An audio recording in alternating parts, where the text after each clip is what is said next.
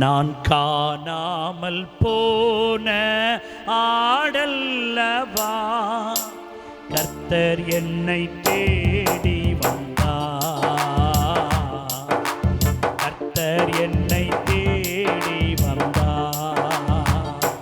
நான் காணாமல் போன ஆடல்லவா, கர்த்தர் என்னை தேடி வந்தார். கர்த்தர் என்னை தேடி வந்தார். காணாமல் போனேன், காடு மேடு அலைந்தேன், கர்த்தர் என்னை தேடி வந்தார். காணாமல் போனேன், காடு மேடு அலைந்தேன், கர்த்தர் என்னை தேடி வந்தார். நான் காணாமல் போன ஆடல்லவா, கர்த்தர் என்னை தேடி வந்தார். கர்த்தர் என்னை தேடி வந்தார். பாவத்தில் விழுந்தேன், சேற்றினில் அமிழ்ந்தேன், கர்த்தர் என்னை தூக்கி எடுத்தார்.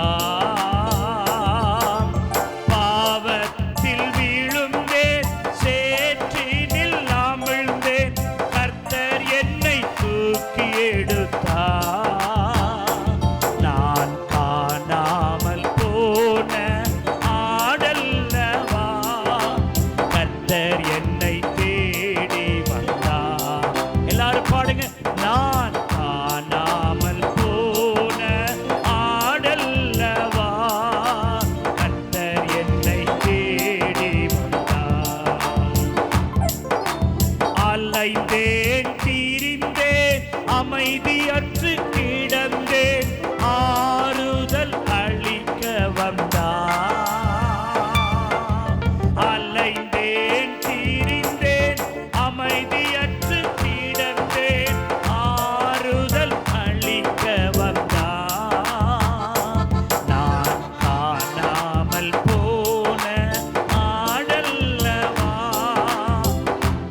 என்னை தேடி வந்தார். கர்த்தர் என்னை தேடி வந்தார். கல்லோடு முள்ளில் கால் பின்னி கிடந்தேன், கர்த்தர் என்னை தூக்கி எடுத்தார். கல்லோடு முள்ளில் கால் பின்னி கிடந்தேன், கர்த்தர் என்னை தூக்கி எடுத்தார். நான் காணாமல் போன ஆடல்லவா, கர்த்தர் என்னை தேடி வந்தார்.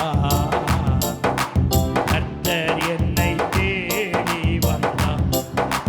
சிலுவை காட்சியை கண்முன்னே நிறுத்தி, கர்த்தர் என்னை தேற்றி வந்தார். பாடுங்க பாடுங்க. சிலுவை காட்சியை கண்முன்னே நிறுத்தி, கர்த்தர் என்னை தேற்றி வந்தார். நான் காணாமல் போன ஆடல்லவா, கர்த்தர் என்னை தேடி வந்தார். கர்த்தர் என்னை தேடி வந்தார். சிலுவை காட்சியை கண்முன்னே நிறுத்தி, கர்த்தர் என்னை தேற்றி வந்தார். இந்த பல்லவியை பாடுங்க. சிலுவை காட்சியை கண்முன்னே நிறுத்தி, கர்த்தர் என்னை தேற்றி வந்தார். மறுபடியும் சிலுவை காட்சி. சிலுவை காட்சியை கண்முன்னே நிறுத்தி, கர்த்தர் என்னை தேற்றி வந்தார். நான் காணாமல் போன ஆடல்லவா, கர்த்தர் என்னை தேடி வந்தார். கர்த்தர் என்னை தேடி வந்தார். அல்லேலூயா. ஆண்டவருடைய நாமம் மகிமைப்படுவதாக. அல்லேலூயா. காலவேளையில் உங்களோடு கூட சேர்ந்து ஆண்டவரை மகிமைப்படுத்த கர்த்தர் தந்த கிருபைக்காய் ஸ்தோத்திரம். யாத்ராகமம் 3:14. அதற்கு தேவன் இருக்கிறவராகவே இருக்கிறேன் என்று மோசேயுடனே சொல்லி, இருக்கிறேன் என்பவர் என்னை உங்களிடத்திற்கு அனுப்பினார் என்று இஸ்ரவேல் புத்திரரோடு சொல்வாயாக என்றார். இந்த வசனத்தை ஆண்டவர் இந்த ஆண்டின் பொது வாக்குத்தத்தமாக சொல்லி ஆண்டவர் இந்த வார்த்தைகளோடு பேசி வருகிறார். குறிப்பிடும்படியான வார்த்தை என்னவென்றால், அதற்கு தேவன் இருக்கிறேன் என்பவர் என்னை உங்களிடத்திற்கு அனுப்பினார் என்று சொல்வாயாக. அதை போய் சொல்லு. உனக்கு விரோதமாக என்னென்ன யார் யார் எதிர்க்கிறானோ அவன்கிட்ட சொல்ல. என்ன சொல்லு? இருக்கிறேன் என்பவர் என்னோடு இருக்கிறார், அவரை வச்சு தான் நான் பேசுகிறேன்னு போய் சொல்லு என்று ஆண்டவர் இந்த வார்த்தையை சொன்னார். இன்றைக்கு இந்த ஆண்டும் இருக்கிறேன் என்கிற அந்த நாமம் உள்ளவர் எனக்குள் இருந்து என்னை செயல்படுத்துகிறார். ஆகவே நான் ஜெயிப்பேன், முன்னேறுவேன் என்று சொல்லி நாம் விசுவாச வார்த்தைகளை சொல்லி நாம் இந்த ஆண்டு முன்னேறணும். ஆமென்னு சொல்லுங்க. அல்லேலூயா.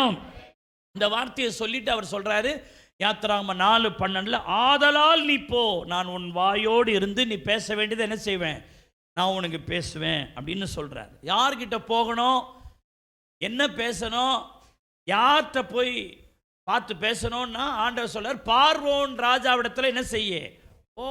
பார்வோன் எகிப்தின் ராஜாவாகிய பார்வோன்கிட்ட போன்றார். யாத்ராகமம் 6:11 சொல்லுது, நீ எகிப்து ராஜாவாகிய பார்வோனிடத்திலே போய் அவன் தன் தேசத்திலிருந்து இஸ்ரவேல் புத்திரரை என்ன செய்ய போக விடும்படி அவனோடு என்ன செய்ய நீ பேச. நீ பேசாத வரைக்கும் அவன் போக விட மாட்டான். ஏன்னா இருக்கிறேன் என்கிற நாமம் உள்ளவராகி நான் உன் கூட இருக்கிறதுனால உன் வாய் பேசும், ஆனால் நான் உன்னோடு இருந்து அவனோடு பேசுவேன்னு சொல்கிறார்.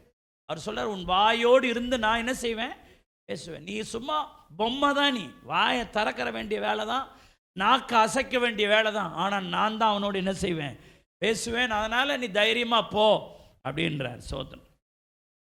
இந்த பார்வோன் யார் என்பதை நான் போன வாரம் உங்கள்கிட்ட சொன்னேன். அவன் ஒரு வஞ்சகன்.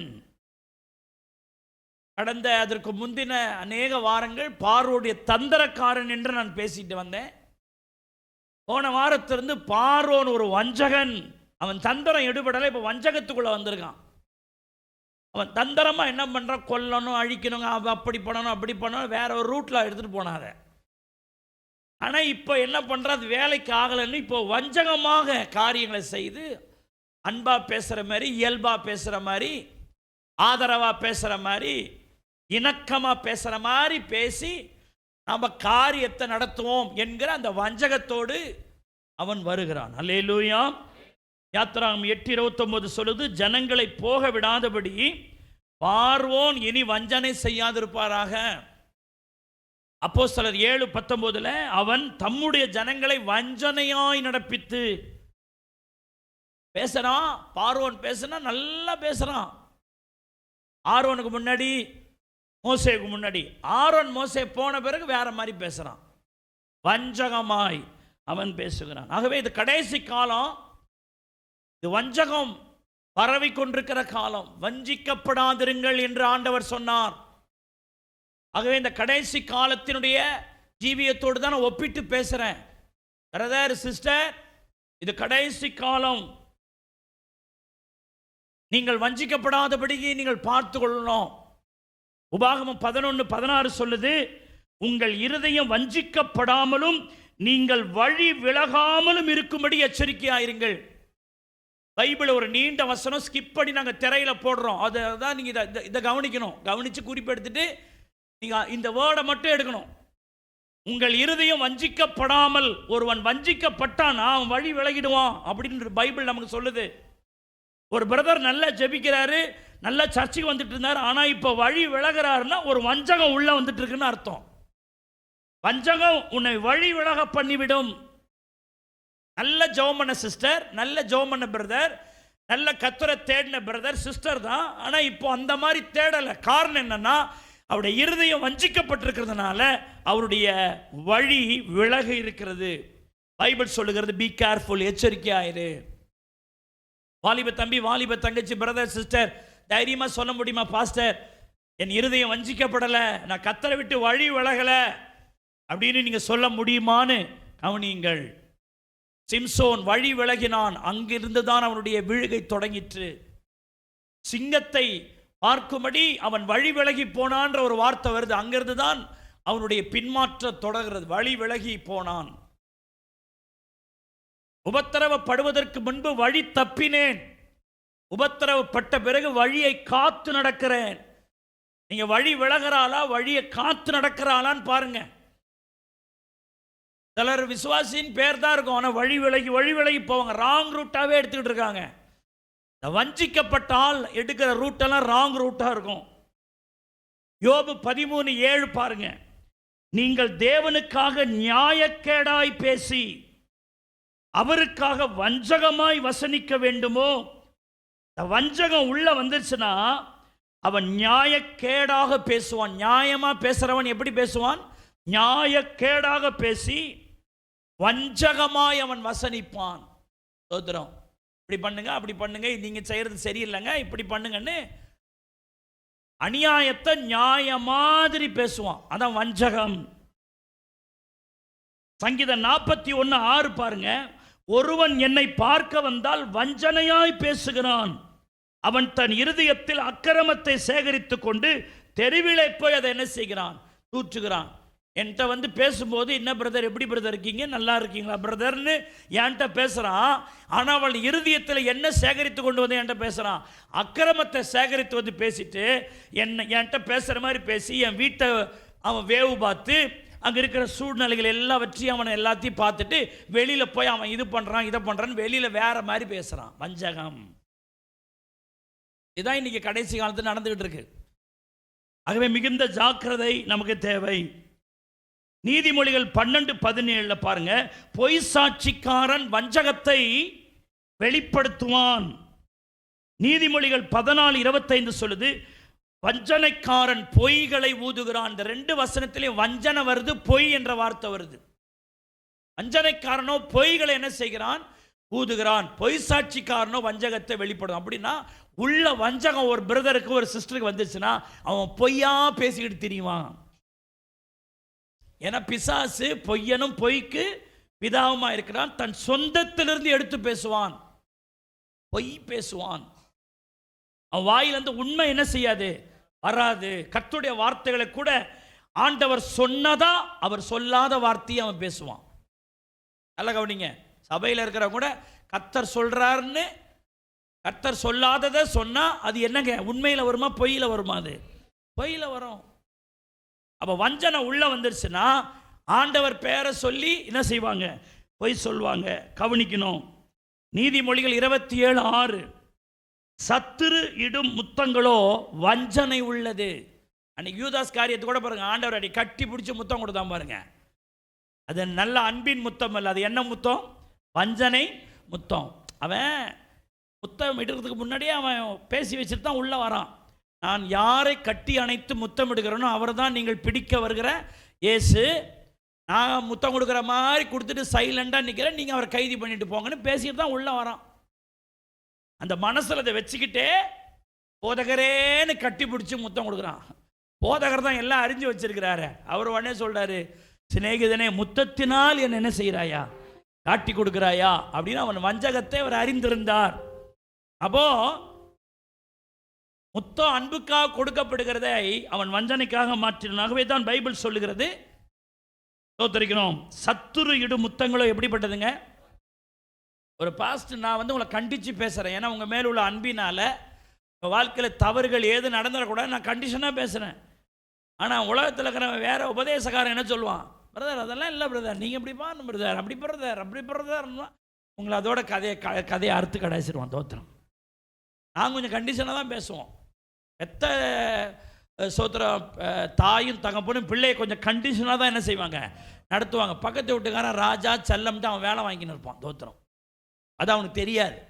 அவன் என்ன நினைப்பான்? பக்கத்து வீட்டுக்காரன் எவ்வளோ அருமையாக பேசுகிறான், ஆனால் அம்மா தான் திட்டுறாங்க, அப்பா தான் திட்டுறாங்கன்னு அவன் நினைப்பான். ஆனால் அது அவனுக்கு தெரியாது. சோத்திரம். ஆகவே சத்துரியிடும் முத்தங்கள் எப்படிப்பட்டதுங்க? வஞ்சனை. மல்கியா 3:8 பாருங்க. மனுஷன் தேவனை வஞ்சிக்கலாமா? நீங்களோ என்னை வஞ்சித்தீர்கள், எதினால் உம்மை வஞ்சித்தோம் என்கிறீர்கள். தசம பாகத்திலும் காணிக்கைகளும் தானே. இந்த கர்த்தருக்கு கொடுக்கறதுல பிசாசு வஞ்சகத்தை உள்ள கொண்டு வருவான். நீ ஏன் கொடுக்குற? பழைய ஏற்பாட்டில் அப்படி சொல்லியிருக்கா, புதிய ஏற்பாட்டில் அப்படி சொல்லியிருக்கான்னு கர்த்தர் கொடுக்கறதுக்கு போய் டிபேட் பண்ணிட்டுக்கிறாங்க. அப்படின்னா என்ன உண்மை அர்த்தம் என்னன்னா, அவனுக்கு கர்த்தர் கொடுக்கறதுக்கு என்னவே இல்லை, மனசே இல்லை. ஏன்னா அவன் சம்பாதிக்கிறதுக்குரிய பலனை அவர் தான் தராரு. ஆனால் அவருக்குரியதை அவருக்கு என்ன செய்ய மாட்டேன்றான், கொடுக்காம வஞ்சிக்கிறது. அது வர வஞ்சித்துட்டு நாங்கள் எதினாலுமை வஞ்சித்தோம் என்று கேள்வியும் கேட்கிறார்கள். நீ வீட்டில் உட்கார்ந்தா யாராவது உனக்கு சம்பளம் கொடுத்தா அது உன் காசு. ஆனால் உன் பலனை பயன்படுத்தி வேலை செய்து அதில் நீ சம்பாதிக்கிறது கர்த்தர் கொடுக்கிற காசு. ஏன்னா பைபிள் சொல்லுகிறது சம்பாதிக்கிறதுக்குரிய பலனை யார் தர்றது? சத்தமா சொல்லுங்க. அப்ப அவருக்குரியதை தர வேண்டாமா? இதுக்கு ஒரு டிபேட் தேவையா? எல்லாம் சொல்லுங்க. நான் சம்பாதிக்கிறதுக்குரிய பலனை கர்த்தர் கொடுக்கிறார். இது எத்தனை பேர் நம்புறவங்க மட்டும் சத்தமா ஒரு ஆமேன்னு சொல்லுங்க. ஹல்லேலூயா. அப்ப சம்பாதிக்கிறதுக்குரிய பலனை அவர் உங்களுக்கு கொடுக்கும்போது அவருக்கு கொடுக்காமல் இருப்பது வஞ்சனை. அது நிறைய பேர் இந்த காணிக்கை கர்த்தருக்கு கொடுக்கறதுல கஞ்ச பிசினித்தனமா இருப்பாங்க. இவங்களாம் அதுல இருந்து ஏதோ ஒரு பங்கு என்னமோ கொடுக்குறேன்னு ஆண்டவருக்கு நீ இதா போடுற. பைபிள் சொல்லுகிற தசம பாகத்தை செலுத்து, காணிக்கையை கொடு. அது கண்டிஷன். அது நீ அப்படி டெஸ்ட் பண்ணி பாரு அப்படின்றார். நம்ம கர்த்தர் கொடுக்கிற விஷயத்துல வஞ்சிக்கப்படக்கூடாது. பாருங்க, இந்த அனனியா சப்ரால பாருங்க, ஆண்டவர் கொடுக்கணும்னு வந்துட்டாங்க. ஒரு நேரத்தை டக்குன்னு பிசாசு ஏன் எல்லாத்தையும் போய் கொடுக்குற, பாதி எடுத்து வச்சுக்கோ, பாதியை மட்டும் கொடு அப்படின்னு உள்ள வஞ்சித்தான். அவர்கள் போய் பேதுருவிடத்தில் போய் அந்த சீனியர் பாஸ்டர் கிட்ட இதுதான் நீங்கள் முழு பங்கு என்று பாதியை போய் கொடுத்துட்டு எங்கள் முழு பங்கு என்று சொன்னார்கள். பேதுரு சொல்லுகிறான், ஒரு பங்கை ஒளித்து வைத்து விட்டு இதுதான் எங்கள் பங்கென்று கொடுக்க உங்களுக்கு சொல்லும்படி சாத்தான் உங்கள் இருதயத்தை நிரப்பினது என்ன? நீ என்னிடத்தில் போய் சொல்லவில்லை, பரிசுத்த ஆவியானவரிடத்தில் என்ன சொல்லியிருக்கிறீங்க? அவ்வளோதான். அங்கேயே மாண்டு போனாங்க கணவனும் மனைவி. உள்ள ஒரு வஞ்சனை பாருங்க. ஆண்டவர் கொடுக்கிற விஷயத்துல ஒரு வஞ்சனை. சோத்திரம். ஆண்டவர் கொடுக்கறதுல வஞ்சனை இருக்கக்கூடாது. மத்தேயு 24:4 ஆண்டவர் சொன்னார், ஒருவனும் உங்களை வஞ்சியாதபடி எச்சரிக்கையாருங்க. யாரும் உங்களை வஞ்சித்தறதுக்கு நீங்க இடம் தந்துடாதீங்க. உலகத்தின் முடிவுக்கு உங்க வருகைக்கு என்ன அடையாளம் என்று சீஷர்கள் கேட்டபோது கர்த்தர் சொன்ன ஒரு வார்த்தை, உங்களை ஒருவனும் வஞ்சியாதபடி ஜாக்கிரதை. இன்னைக்கு இந்த காலவன் சொல்றேன், எந்த பிரதரும் எந்த சிஸ்டரும் உங்களை வஞ்சனையா உங்கள்கிட்ட பேசாதபடி கர்த்தர் உங்களை காப்பாராக. கைதட்டி கர்த்தரை ஸ்தோத்திரம் பண்ணுங்க. எல்லாரும் சொல்லுங்க, ஒருவனும் என்னை வஞ்சிக்காதபடி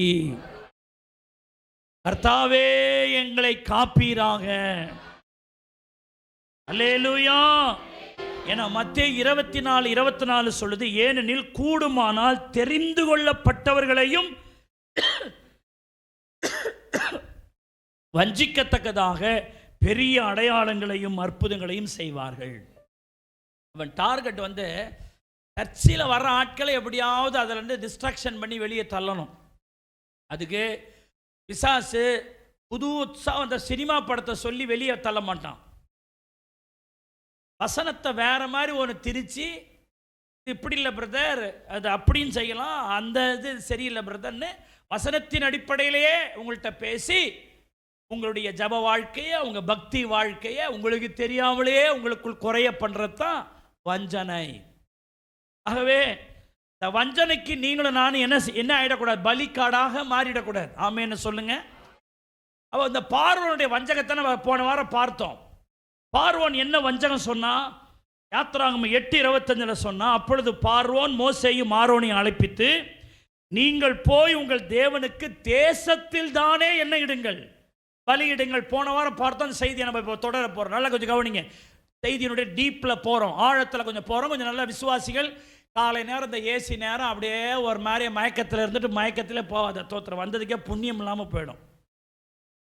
வசனம் உள்ளே போனால் தான் உனக்குள்ளே இருக்கிற வசனம் எல்லாம் வெளியே போகும். வசனத்தை நீங்கள் உள்ள நல்ல வாஞ்சையோடு கேட்காம அந்த நேரம் தான் சத்துரு உங்களுக்கு தூக்கத்தை வர வைப்பான், சிந்தனைகளை வர வைப்பான். இவர் எப்போ முடிப்பார், வீட்டுக்கு எப்போ போகலான்ற எண்ணத்தை உராதிச்சு அப்படியே தூங்கிக்கினே கிரிக்கினே சில குறிப்பெடுக்கிறன்ற பேரில் பணம் வரைஞ்சிக்கின்னு இருக்கும். தோத்திரம் செல்ஃபோனை நோண்டிக்கிட்டு இருக்கோம். இந்த என்னுடைய அந்த முன்னாடி இருக்கிற பால்கனியில் இருக்கிற ஜெரி என் பார்வைக்கு கொஞ்சம் தள்ளி, நீங்கள் என் பார்வையில் தள்ளி இருங்க, ஏசுநாதர் பார்வையில் கொஞ்சம் கிட்ட இருங்க. சோத்திரம்.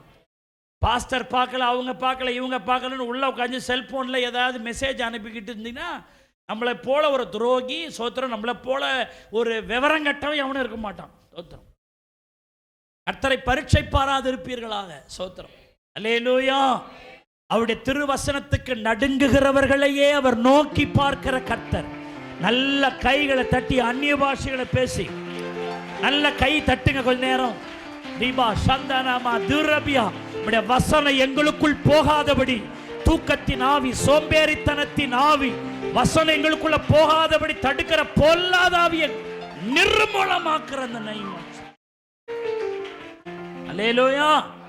இப்போ என்ன சொல்றேன் பாருங்க, நீங்க ஆராதனைய எகிப்திலேயே பண்ணுங்களேன்.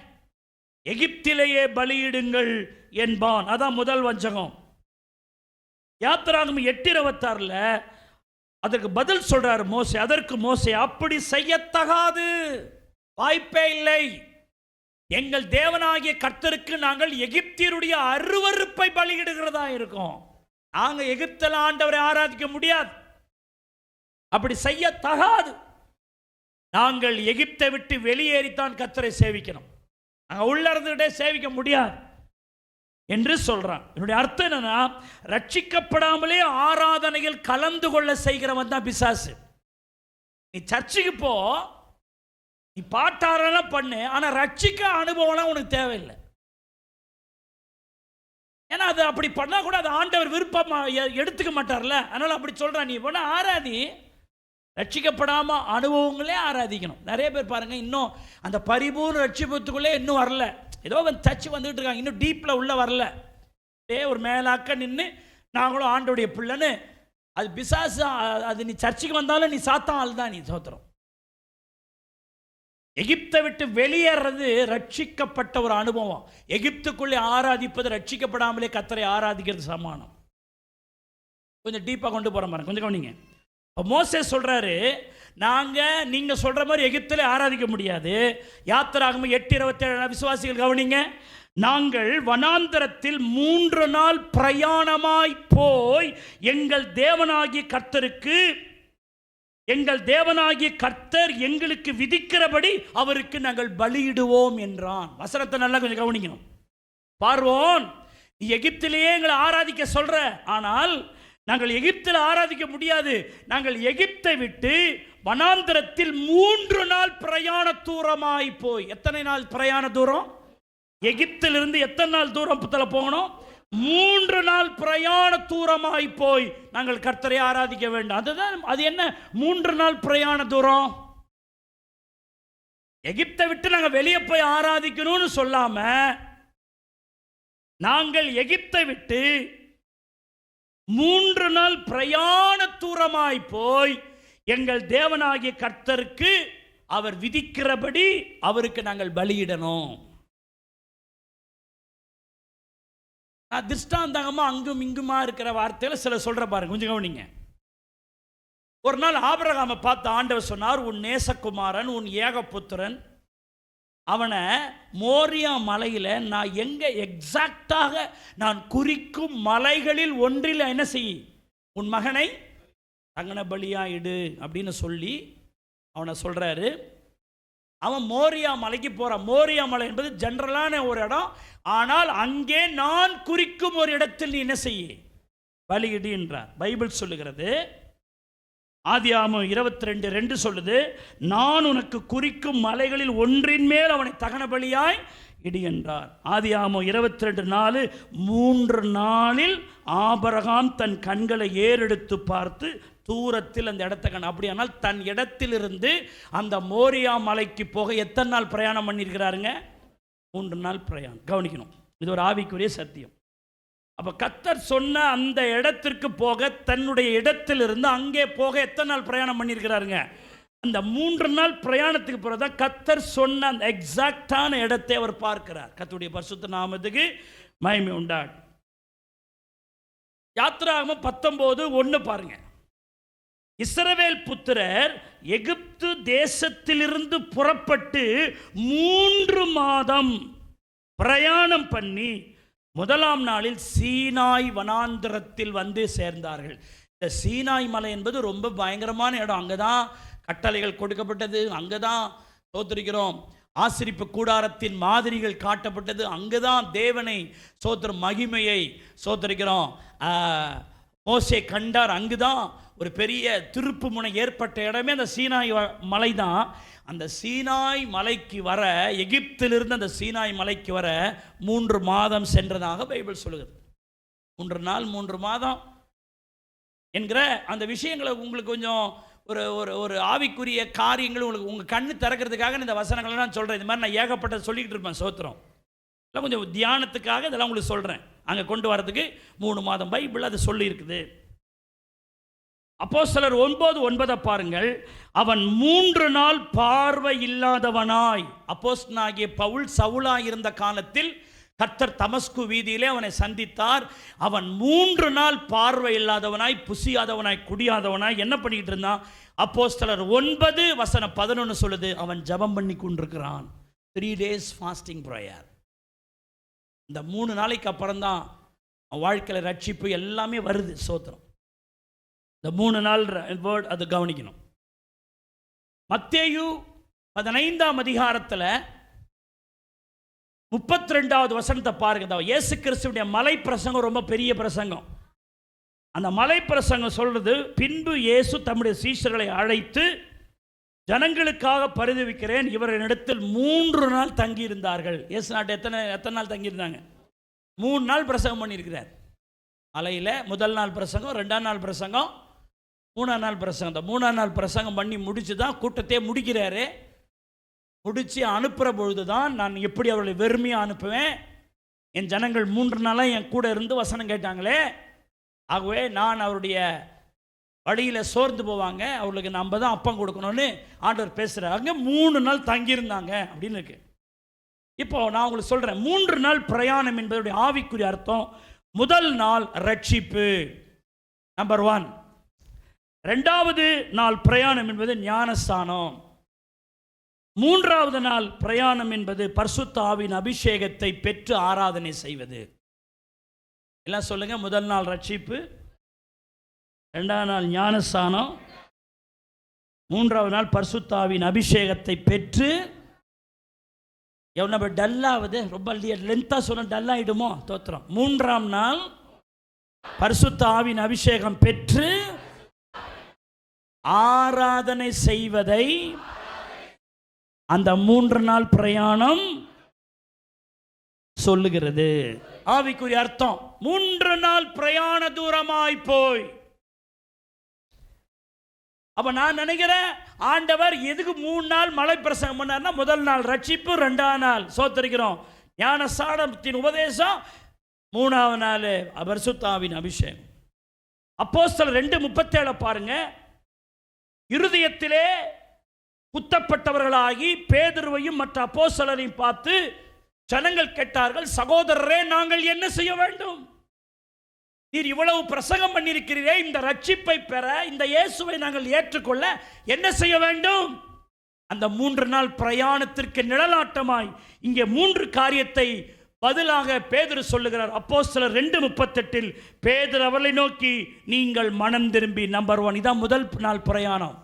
ரட்சிக்கப்படுதல், மனம் திரும்புதல், ரிப்பன்டன் 1. 2வது, ஒவ்வொருவரும் பாவ மன்னிப்புக்கென்று இயேசு கிறிஸ்துவின் நாமத்தினால் என்ன எடுக்கணும்? நீங்க ஞானஸ்தானம். 3வது, அப்பொழுது பரிசுத்த ஆவியின் வரத்தை பெறுவீர்கள். அப்போ மனம் திரும்புதல், மனம் திரும்பினால் ஞானஸ்தானம் எடுக்கணும், ஞானஸ்தானம் எடுத்தால் பரிசுத்த ஆவியின் அபிஷேகத்தை பெறணும். இப்படிப்பட்ட அனுபவத்தில் கர்த்தரை ஆராதிக்கிறவர்களே கர்த்தருடைய பிள்ளைகள். நல்ல கைகளை பலமாய் தட்டி ஆண்டவரை ஸ்தோத்திரம் பண்ணணும். அல்லேலூயா. எல்லாம் சொல்லுங்க, மனம் திரும்பி ரட்சிக்கப்படணும். சத்தமா சொல்லுங்க, பால்கன்ல கேளுங்க, மனம் திரும்பி ரட்சிக்கப்படணும். அதற்கு பிறகு ஞானஸ்தானம் எடுக்கணும். அதுக்கு பிறகு பரிசுத்தாவின் அபிஷேகத்தை பெறணும். இப்படிப்பட்ட அனுபவத்தோடு இருந்து எங்கள் தேவனை நாங்கள் ஆராதிக்க வேண்டும். நல்ல கைகளை பலமாய் தட்டி ஆமென். அப்போ ரட்சிப்பின் அனுபவம் நமக்கு தேவை. நம்முடைய வாழ்க்கையில இந்த நாள் பிரயாணம், இந்த 3 நாள் பிரயாண அனுபவம் உங்கள்கிட்ட உண்டா? இல்ல எகிப்திலே இருந்து ஆராதிக்கிறோமா? இல்லாவிட்டால் அந்த 3 நாள் பிரயாண தூரம் என்கிற இந்த ஆவிக்குரிய அனுபவம் இருக்குதா? முதல் நாள் பிரயாண தூரம் 2 கொரிந்தியர் 6:2 சொல்லுது. 2 கொரிந்தியர் 6:2, அனுக்கிரக காலத்தில் நான் உனக்கு செவி கொடுத்து இரட்சண்ய நாளில், என்ன நாளுங்க? இரட்சண்ய நாளில் உனக்கு உதவி செய்தேன் என்று சொல்லியிருக்கிறாரே.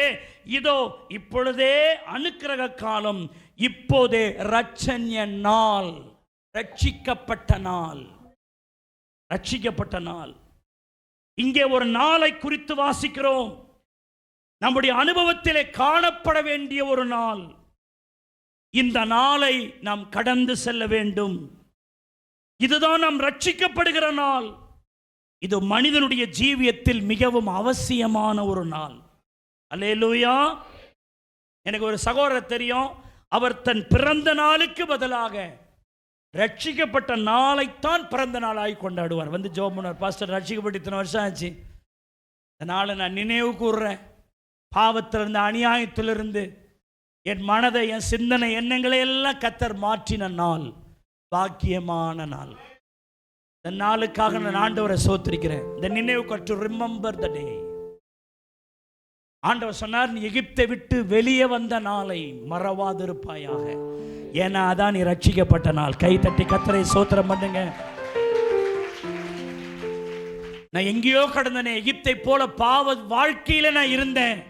அங்கிருந்து என்னை வெளியே என்ன செய்தாரு? கொண்டு வந்தார். ஹல்லேலூயா, ஹல்லேலூயா. அந்த ரட்சிப்பின் நாளை நாம் நினைவு கூறணும். பைபிள் சொல்லுது ரட்சண்ய நாள். நீங்க ரட்சிக்கப்பட்ட தேதி என்ன செஞ்சிடக்கூடாதுங்க, மறந்துடவே. நான் பாஸ்டர் பையனா இருந்தாலும் எனக்கு ஒரு ரட்சிப்பின் நாள் இருக்குது. 14ஆம் தேதி 7வது மாதம் 1992 தேதியில் நான் இயேசுவை ஏற்றுக்கொள்கிறேன் இது என்ற ஒப்பு கொடுத்தேன். நீ பண்ணி தான் அதுக்கு பிறகு தான் நான் பைபிள் ஸ்கூலுக்கே படிக்க போனேன். தோத்திரம். அதான் என் ரட்சிப்பினால். நான் ஊழியக்காரனுக்கு பிள்ளையா இருக்கிறனால ரட்சிக்கப்பட்டவனோ அது அப்படி இல்லை. என்னுடைய பர்சனல்ல நான் இயேசுவை ஏற்றுக்கொள்ளுகிறேன். இனி இந்த உலகத்தோடு, உலகத்தின் காரியங்களோடு நான் இனி இருப்பதில்லை. இனி நான் தேவனுடைய பிள்ளை என்கிற அந்த கர்த்தரோடு ஒப்புரவான ஒரு நாள். கர்த்தர் என்னை ஆசீர்வதித்த நாள், என்னை அங்கீகரித்த நாள், கர்த்தர் என்னை பிள்ளையாய் மாற்றின ஒரு நாள். கைதட்டி ஆமென்னு சொல்லுங்க. ஹல்லேலூயா.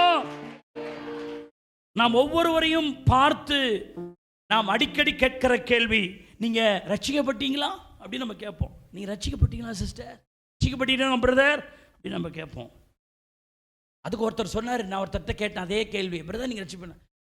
அவர் என்ன பார்த்து ஒரு மாதிரி என்னை பார்த்துட்டு, நான் எனக்கு ரட்சிப்பு எனக்கு ரொம்ப அவசியம் இல்லை அப்படின்னு. நான் எனக்கு கபீர் என்ன, ஏன் ரட்சிப்பு அவசியம் இல்லை? இல்லை, நான் ஏற்கனவே கிறிஸ்தவ குடும்பத்தில் பிறந்திருக்கிறேன். எங்கள் அப்பா கிறிஸ்தவர், எங்கள் அம்மா கிறிஸ்தவர். நான் பிறக்கும் போதே கிறிஸ்தவ குடும்பத்தில் பிறந்தேன். குழந்தையாக இருக்கும்போது என்னை சர்ச்சில் பிரதேசலாம் பண்ணியிருக்கிறாங்க. நான் ரட்சிக்கப்பட்ட குடும்பத்தில் பிறந்தனால சோத்தரிக்கணும். சண்டே கிளாஸ் போயிருக்கிறேன், வசனம் படிக்கிறேன், போகிறேன் அப்படின்னு நான் சொன்னேன். எனக்கு சிரிக்கிறது அழுவுதான்னு தெரில. நீ ரட்சிக்கப்பட்ட அம்மா அப்பாவுக்கு பிள்ளையாக பிறந்ததுனால ரட்சிக்கப்பட்டவன்ற கணக்கில் வராது. நீ தனிமையாக தனித்த அனுபவத்தோடு கர்த்தருக்கும் உனக்கும் ஒரு அனுபவம் இருக்கணும். ஹல்லேலூயா. கிறிஸ்தவ குடும்பத்தில் பிறந்ததுனால நம்ம கிறிஸ்தவர் கிடையாது. நான் ரட்சிக்கப்பட்டதுனால தான் நான் தேவ பிள்ளை. ஆமென்னு சொல்லுங்க. ஹல்லேலூயா. அருமையான தேவனுடைய பிள்ளைகள், சில நேரம் நீங்கள் ரட்சிக்கப்பட்டுட்டீங்களான்னு கேட்டாலே சிலர் கோவம் வரும் ஒரு மாதிரியா. அப்படிலாம் பார்த்துருக்கிற சோத்தரிக்கிறோம். சிலருக்கு ரட்சிப்பின் அனுபவமே இல்லை, ஆனால் ரட்சிக்கப்பட்டதாய் தங்களை தாங்களே நினைத்து கொள்ளுகிறார்கள், ஏமாற்றி கொள்ளுகிறார்கள். நீங்கள் உங்களுடைய ரட்சிப்பை குறித்து ஒரு தெளிவு இருக்கணும். முடிவு பரியந்தமும் நிலைத்து நிற்கிறவனே ரட்சிக்கப்படுவான். உங்கள் ரட்சிப்பு நிறைவேற பிரயாசப்படுங்கள். ஹல்லேலூயா. ஏன்னா 2 தெசலோனிக்கேயர் 2:14 சொல்லுது, நீங்கள் தம்முடைய கர்த்தராகிய இயேசு கிறிஸ்துவின் மகிமையை அடையும் பொருட்டாக எங்கள் சுவிசேஷத்தினாலே அந்த ரட்சிப்புக்கு அவர் உங்களை அழைத்தார். ரட்சிப்புக்காக தான் உங்களை அழைச்சே இருக்கிறார். எங்கேயோ கடந்தோம், எப்படியோ கடந்தோம். உங்களை என்ன ஏன் இயேசு அழைத்தார்? எதுக்காக அழைச்சார்னா இந்த ரட்சிப்பை உங்களுக்கு கொடுப்பதற்காகத்தான். நீங்களும் ரட்சிக்கப்பட்டவளாய் மாற வேண்டும் என்பதற்காகத்தான் உங்களை என்னை அழைத்தார். ஆமென்னு சொல்லுங்க. ஆமா, அந்த ரட்சிப்பு ரொம்ப முக்கியம். பிரதர், சிஸ்டர், தெளிவு இருக்கா? நான் ரட்சிக்கப்பட்டிருக்கிறேன், தெளிவு இருக்கா? அதான் முதல் நாள் பிரயாணம். லூக்கா 1:77 சொல்லுது, பாவ மன்னிப்பாகிய ரட்சிப்பை தெரியப்படுத்த. அப்ப ரட்சிப்புனா பாவ மன்னிப்பு நிச்சயத்தை பெற்றுக் கொண்டிருப்பது. இயேசு என் பாவங்களை எல்லாம் என்ன செய்தார்? மன்னித்தார். இனி நான் பாவி அல்ல. அந்த அனுபவம் எத்தனை பேருக்குள்ளே ஊர்ஜிதமாயிருக்கிறது? That is a salvation. மத்தேயு 1:21 சொல்லுது, அவர் தமது ஜனங்களின் பாவங்களை நீக்கி அவர்களை என்ன செய்வார்? ரட்சிப்பார். அப்ப ரட்சிப்பு என்னது? பாவம் என்னை விட்டு நீங்குவது, பாவ மன்னிப்பை நான் பெற்றுக்கொள்வது. இனி நான் பாவி அல்ல, நான் தேவ பிள்ளையானேன் என்பதுதான் ரட்சிப்பு. ஆமென்னு சொல்லுங்க. எபேசியர் 1:7 சொல்லுது, இவருடைய இரத்தத்தினாலே பாவ மன்னிப்பாகிய மீட்பு இவருக்குள் நமக்கு உண்டாயிருக்கிறது. கொலோசியர் 1:14 சொல்லுது, குமாரனாகிய அவருக்குள் அவருடைய இரத்தத்தினாலே பாவ மன்னிப்பாகிய மீட்பு சோத்திருக்கிறோம் நமக்கு என்ன செய்திருக்கிறது? உண்டாயிருக்கிறது. பாவம் தான் எல்லா வேதனைகளுக்கு காரணம். இந்த பாவங்கள் மன்னிக்கப்பட்டவனே ரட்சிக்கப்பட்டவன். பாவ மன்னிப்பின் நிச்சயம். என் பாவம் என்னை விட்டு நீங்கி போயிற்று. நான் ரட்சிக்கப்படும் போது என் பாவத்தை எவ்வளவு தூரம் நீக்கினார் என்றெல்லாம் பைபிள் சொல்லுது. சோத்தரிக்கிறோம். அப்படியே மைனர் கொடுங்க, இ மைனர், டி மைனரா ஏதாவது கொடுங்க, சோத்தரிக்கிறோம். அப்படியே அந்த எது வரைக்கும் நீக்கினார்? பைபிள் சொல்லுது, அவருக்கு இயேசுன்னு பெயரிடுவாயாக, அவர் தம் ஜனங்களுடைய பாவங்களை எல்லாம் செய்வாரா, நீக்குவார். எவ்வளவு தூரம்? ஆமென், அல்லேலூயா. மைனரா கொடுக்குறீங்க. மேற்குக்கும் கிழக்குக்கும் எவ்வளவு தூரமோ அத்தனை தூரம் என் பாவம் அகற்றினீ. மேற்குக்கும் கிழக்குக்கும் எவ்வளவு தூரமோ அத்தனை தூரம் என் பாவம் அகற்றினீ. அத்தனை தூரம் என் பாவம் அகற்றினீ. அத்தனை தூரம் என் பாவம் அகற்றினீ. தாய் மறந்தாலும் நீர் மறப்பதில்லையே, தந்தை வெறுத்தாலும் நீர் வெறுப்பதில்லை. சொல்லுங்க சொல்லுங்க. தாய் மறந்தாலும் நீர் மறப்பதில்லையே, தந்தை வெறுத்தாலும் நீர் வெறுப்பதில்லையே. தந்தை தாயினும் மேலானவர், தாங்கி என்றும் என்னை சுமப்பவர். தந்தை தாயினும் மேலானவர், தாங்கி என்றும் என்னை சுமப்பவர். காலமெல்லாம் கண்ணீரை வரவழைத்த பாவங்களை கடலின் ஆழத்திலே போட்டு விட்டீரே. சொல்லுங்க. காலமெல்லாம் கண்ணீரை சத்தத்தை உயர்த்தி கடலின் ஆழத்திலே போட்டு விட்டீரே. கடலின் ஆழத்திலே போட்டு விட்டீரே. தாய் மறந்தாலோ நீர் மறப்பதில்லையே, தந்தை வெறுத்தாலும் நீர் வெறுப்பதில்லை. சொல்லுங்க. தாய் மறந்தாலோ. சத்தத்தை உயர்த்தி வாய்க்குள்ளே பாடக்கூடாது. இது உங்க அறிக்கை. சத்தம் விட்டு. மேற்குக்கும் கிழக்குக்கும் எவ்வளவு தூரமோ அத்தனை தூரம் என் பாவம் அகற்றினீர். உண்மைதானா? மேற்குக்கும் கிழக்குக்கும் அத்தனை தூரம் என் பாவம் அகற்றினீர். அத்தனை தூரம் என் பாவம் அகற்றினீர். தாய் மறந்தாலும் நீர் மறப்பதில்லையே, நீர் வெறுப்பதில்லையே. தாய் மறந்தாலோ.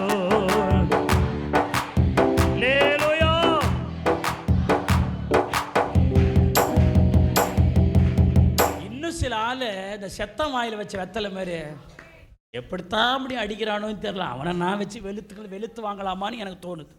சோத்திரம். இது உன் அறிக்கை. உன் பாவத்தை அகற்றுனா அந்த மாதிரி உற்சாகம் பாடி. இல்லை பாஸ்டர் எங்க அகத்தினார், எனக்குள்ளே தான் இருக்குதுன்னா நீ பாடியோ தட்டிக்கு நேரு. தன் பாவங்களை மறைக்கிறவன் வாழ்வு அடைய அவைகளை அறிக்கை செய்து விட்டு விடுகிறவன். ஒரு அறிக்கையா நீ ஆண்டவர்கிட்ட சொல்லியா, என் பாவத்தை அகற்றினார்ன்ற அந்த ஒரு நிச்சயம் இருக்கிறவன். என்ன இது, இதிலே தெரியுது நீ எங்க எவ்வளவு பின்னாடி நிக்கிறன்னு. இன்னும் ஒரு வாய்ப்பு. அல்லேலூயா. மேற்குக்கும் கிழக்குக்கும் எவ்வளவு தூரமோ அத்தனை தூரம் என் பாவம் அகற்றினீர். ஓ, அத்தனை தூரம் என் பாவம் அகற்றினீர். அத்தனை தூரம் என் பாவம் அகற்றினீர். தாய் மறந்தாலோ நீர் மறப்பதில்லையே. லேலுயா. நீர் வெறுப்பதில்லையே. தாய் மறந்தாலோ நீர் மறப்பதில்லையே. தந்தை வெறுத்தாலோ நீர் காலமெல்லாம் கண்ணீரை வரவழைத்த பாவங்களை கடலின் ஆழத்திலே போட்டு விட்டீரே. காலமெல்லாம் அல்லேலூயா. பாவங்களை கடலின் ஆழத்திலே போட்டு விட்டீரே. கடலின் ஆழத்திலே போட்டு விட்டீரே. கடலின் ஆழத்திலே போட்டு விட்டீரே. தாய் மறந்தாலோ, ஆமாண்டவரே, தந்தை வெறுத்தாலோ நீர் வெறுப்பதில்லையே. தாய் மறந்தாலோ நீர் மறப்பதில்லையே. தந்தை வெறுத்தாலும் நீர் வெறுப்பதில். மேற்குக்கும் கிழக்குக்கும் எவ்வளவு தூரமோ அத்தனை தூரம் என் பாவம் அகற்றினீர். மேற்குக்கும் கிழக்குக்கும் எவ்வளவு தூரமோ அத்தனை தூரம் என் பாவம் அகற்றினீர். அத்தனை தூரம் என் பாவம் அகற்றினீர். Glory. அத்தனை தூரம் என் பாவம் அகற்றினீர். தாய் மறந்தாலும் நீர் மறப்பதில்லையே. தந்தை Glory. வெறுப்பதில்லையே. தாய் மறந்தாலும் நீர் மறப்பதில்லையே. தந்தை வெறுத்தா Glory. Glory. தந்தை தாயினும் மேலானவர், தாங்கி என்று முன்னே சுமப்பவர். தந்தை தாயினும் மேலானவர், தாங்கி என்று முன்னே சுமப்பவர். தாய் மறந்தாலோ நீர் மறப்பதில்லையே. தந்தை வெறுத்தாலும் நீர் வெறுப்பதில்லையே. தாய் மறந்தாலோ நீர் மறப்பதில்லையே. தந்தை வெறுத்தாலும் வெறுப்பதில்லையே. ஹல்லேலூயா. ஹல்லேலூயா. பாவத்தை உள்ள வச்சுக்கிட்டே இருக்கிறது ரட்சிப்பு இல்ல. What is mean by salvation? ரட்சிப்பு என்றால் என்ன? பாவம் மன்னிக்கப்பட்டவன். என் பாவத்தை ஆண்டவர் நீக்கினார். பாவ மன்னிப்பின் நிச்சயத்தை நான் பெற்றிருக்கிறேன். அதான் ரட்சிப்பு. ஏன்னா இந்த பாவம் தான் எல்லா பிரச்சனைக்கு காரணம். சங்கீதம் 38:3 சொல்லுது, என் பாவத்தினால் என் எலும்புகளில் ஆரோக்கியம் இல்லை. பாருங்க, இந்த பாவம் உங்களுக்கு பலவீனத்தை கொண்டு வருது. என்னாகும் 32:23 சொல்லுது, பாவம் உங்களை தொடர்ந்து பிடிக்கும் என்பதை நிச்சயமாய் அறியுங்கள். அது உங்களை பிடித்து வச்சிருக்கும், ஆழ விடாது உங்களை. எசேக்கியேல் 18:20 சொல்லுது, பாவம் செய்கிற ஆத்துமாவே சாகும், உன்னை சாகடிக்கும். ஆவியிலையும் ஆத்துமாவிலும் நீ உடம்புல வாழலாம், ஆனா உன் ஆவி ஆத்துமாவை சாகடிக்கும். நீ நடைப்பினம் போலத்தான் இருப்பாய். ஒன்றும் விளங்காது, உனக்கு ஒன்றும் புரியாது, எது நல்லது கெட்டதுன்னே உன்னால் அறிந்து கொள்ள முடியாது. ஏசாயா 59:2 சொல்லுது, உங்கள் பாவங்களே அவர் உங்களுக்கு செவி கொடாதபடி அவருடைய முகத்தை உங்களுக்கு மறைக்கும். எவ்வளவு ஜெபம் பண்ணாலும் நோ ஆன்சர். உங்க மூஞ்ச கூட ஆண்டவர் பார்க்க மாட்டார். ரொம்ப லோக்கல் தமிழ்ல பேசுறவங்க உங்க முகரையா அவர் பார்க்க மாட்டார். எப்படி நீ வாழ முடியும்? கடல்ல இருக்கிற மீன்களை பற்றி சொல்லுது, அவர் முகத்தை மறைச்சா அதெல்லாம் திகைக்குமா. முகம் மறைஞ்சாலே திகைக்குமா கடல்ல இருக்கிற மீனெல்லாம். அவர் எப்போது ஆகாரம் தருவார்னு காத்துக்கிட்டு இருக்குமா. அவர் கையை திறந்தா நன்மையினால திருப்தி ஆகுமா. அந்த மீன் எப்படி சாகுமா, அவருடைய முகத்தை மறைப்பாராம். அது திகைத்து மாண்டு தன் மண்ணுக்கு திரும்புமா. இந்த முகம் தெரிஞ்சா தான் வாழ முடியும். அதனால்தான் தாவீது எடுத்து சொல்றாரு, ஆண்டவரே நீர் எங்க இருக்கிறீர், என்னை விட்டு ஏன் தூரமா இருக்கிறீர். ஆபகுக்கு சொல்றார், நாங்கள் கூப்பிடும் சமயங்களில் நீர் பேசாமல் ஏன் மௌனமா இருக்கிறீர். அவர் நம்மள்கிட்ட பேசல, நம்ம வாழ்க்கை நல்லா இருக்காது. அவர் நம்முடைய முகத்தை பார்க்கல, நல்லா இருக்காது. பைபிள் சொல்லுது, இந்த பாவம் நமக்குள்ள வந்துச்சுன்னா அவருக்கு நமக்கு இருக்கிற கான்டாக்ட் கட் ஆயிடும். இந்த பாவங்கள் மன்னிக்கப்பட்ட ஒரு அனுபவம் நமக்கு, அதான் ரட்சிப்பு. அப்படிலாம் இருந்தோம் ஆரம்ப காலம். ரட்சிக்கப்படுறதுக்கு முன்னாடி நமக்கு உண்மை தெய்வத்துக்கு என்னவே இல்லைங்க, சம்மந்தமே இல்லாமல் இருந்தது. ஏசாயா 59:12 ரட்சிக்கப்படுறதுக்கு முன்னாடி நம்முடைய நிலை என்ன? என் பாவங்கள் எங்களுக்கு விரோதமாய் சாட்சி சொல்லுது. நான் சாட்சி சொல்ல வேண்டாம், என் எதிராளி சொல்லாத இல்லை, என் பாவமே எனக்கு விரோதமாக என்ன சொல்லும்?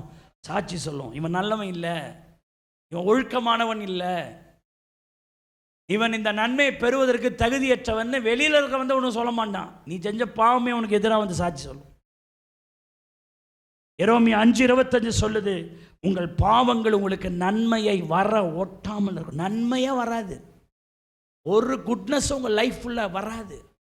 இந்த பாவம் அதை தடுத்துக்கிட்டே இருக்கும். இந்த நன்மையை, இந்த பாவத்தை போக்க நம்முடைய சுய நீதியினால தான தர்மங்களை, நீங்க என்ன செஞ்சாலும் இந்த பாவத்தை, நீங்க எந்த புண்ணிய நதியில உட்காந்து குளிச்சு எழுந்தாலும் இந்த பாவம்லாம் மாறாது.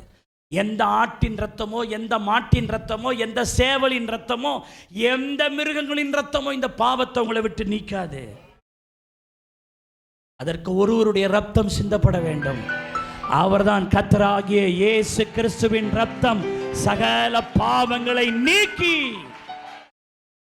உங்களை என்ன செய்யும்? ரட்சிக்க, சுத்திகரிக்க. ஆமென்னு சொல்லுங்க. ஹல்லேலூயா. இயேசு இல்லாம ரட்சகர் இல்லை, அவர் ஒருவரே ரட்சகர். கைதட்டி கர்த்தரை ஸ்தோத்திரம் பண்ணுங்க. ஹல்லேலூயா. ஜி மேஜர், அவர்தான் ரட்சகர். கண்டு கொண்டேன் ஒரு பொக்கிஷம், பெற்று கொண்டேன் ஒரு புதையல். கண்டு கொண்டேன் ஒரு பொக்கிஷம், பெற்று கொண்டேன் ஒரு புதையல். இயேசுதா என் ரட்சகர், இயேசுதா என் ராஜா, இயேசுதா என் ரட்சகர், இயேசுதா என் ராஜா. சர்வ வல்லவர் என் சொந்தமான ஹல்லேலூயா. சர்வ வல்லவர் என் எஜமான், சாவை வென்றவர், பாவமெல்லாம் போக்கிவிட்டார்,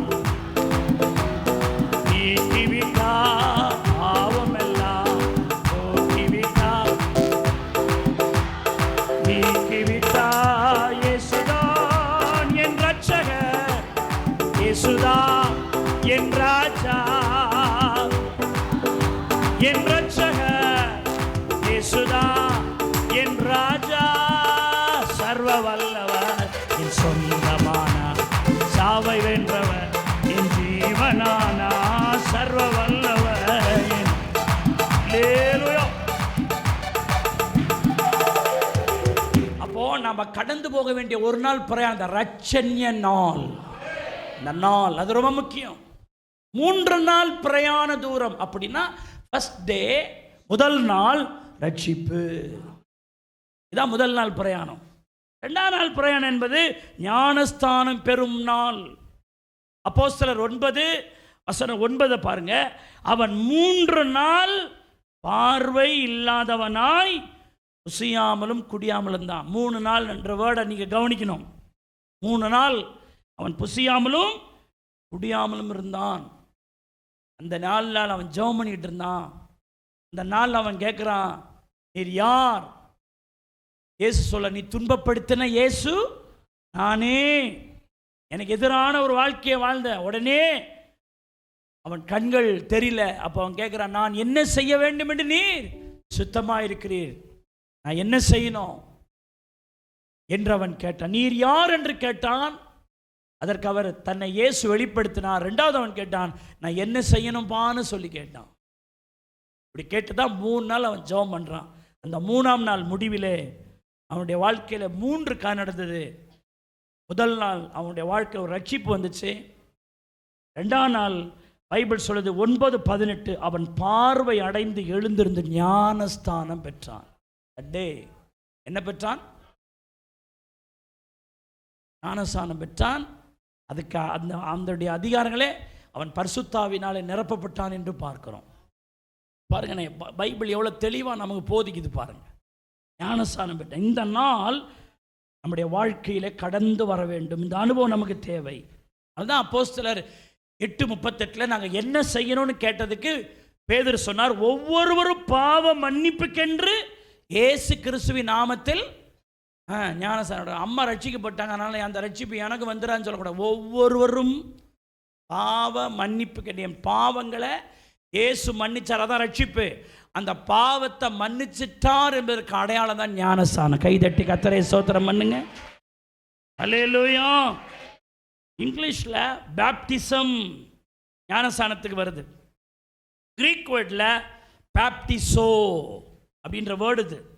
இந்த பேப்டிசம் கிரீக்கில் வர இந்த பேப்டிசோ அப்படின்னா அர்த்தம் என்னன்னா, தண்ணீர் மட்டத்திற்கு கீழே அமிழ்த்தி அதன் பின்பு வெளியே எடுப்பது. அதுக்கு பேர் தான் ஞானஸ்தானம். பேப்டிசம் என்றால் தண்ணீர் மட்டத்துக்கு கீழே ஒருவரை அழுத்தி திரும்ப அவரை மேலே கொண்டு வருவது.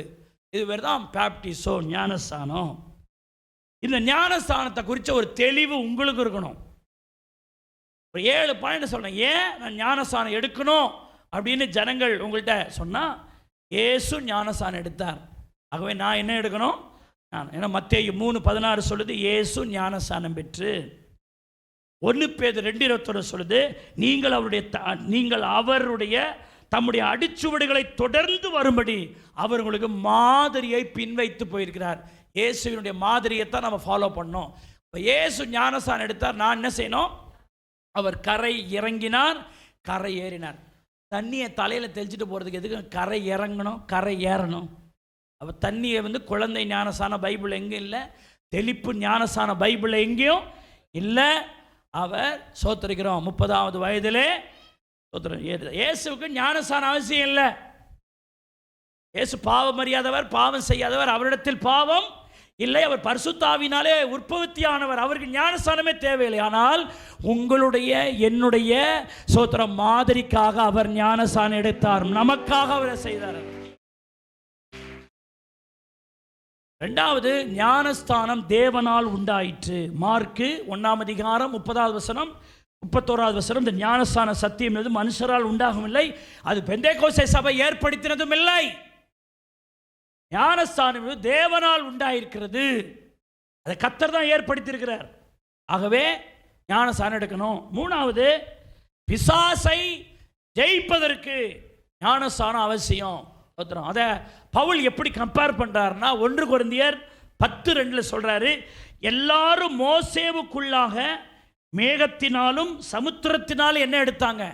ஞானஸ்தானத்தை. அந்த சிவந்த சமுத்திரத்தை இஸ்ரவேலர்கள் பழைய ஏற்பாட்டு பரிசுத்தவான்கள் கடந்து போனதை பவுல் எதோடு ஒப்பிடுறாருங்க? ஞானஸ்தானத்தோடு ஒப்பிடுறார். இந்த செங்கடல்ல ஞானஸ்தானம் பெற்று அவங்க வெளியே வந்த போதுதான் அவங்கள துரத்தி கொண்டு வந்த அந்த எகிப்தியனை அந்த செங்கடலிலே கர்த்தர் சாகடித்தார். இப்போ இந்த 430 வருஷமும் இந்த எகிப்தியன் கொடுத்த டார்ச்சர் என்னைக்கு நின்று தெரியுமா? இவன் ஞானஸ்தானம் எடுத்த நாள்லே நின்றுச்சு. கைதட்டி கர்த்தரை ஸ்தோத்திரம் பண்ணுங்க. ஹல்லேலூயா. அது வரைக்கும் வேலை வாங்கிட்டு வேதனைப்படுத்திட்டு இருந்தவன் சோத்திரம் அந்த அந்த அந்த செங்கடலுக்குள்ளாக அப்படி வெளியே போனாங்க பாருங்க. இவங்க போனதை பார்த்துட்டு இவன் என்ன பண்ணுறான்? இவங்களை ஃபாலோ பண்ணிகிட்டே போவன்னு வந்தான்.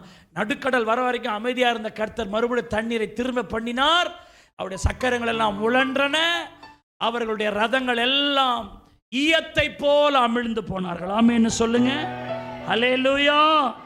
அதை குறித்து யாத்ராகமம் 15ஆம் அதிகாரம் 9-10 நீங்க வாசிங்க. அதில் 10ஆம் வசனம் சொல்லுது, உம்முடைய காற்றை வீச பண்ணினீர், கடல் அவர்களை மூடிக்கொண்டது, திரளான தண்ணீர்களில் ஈயம் போல அமிழ்ந்து போனாங்க.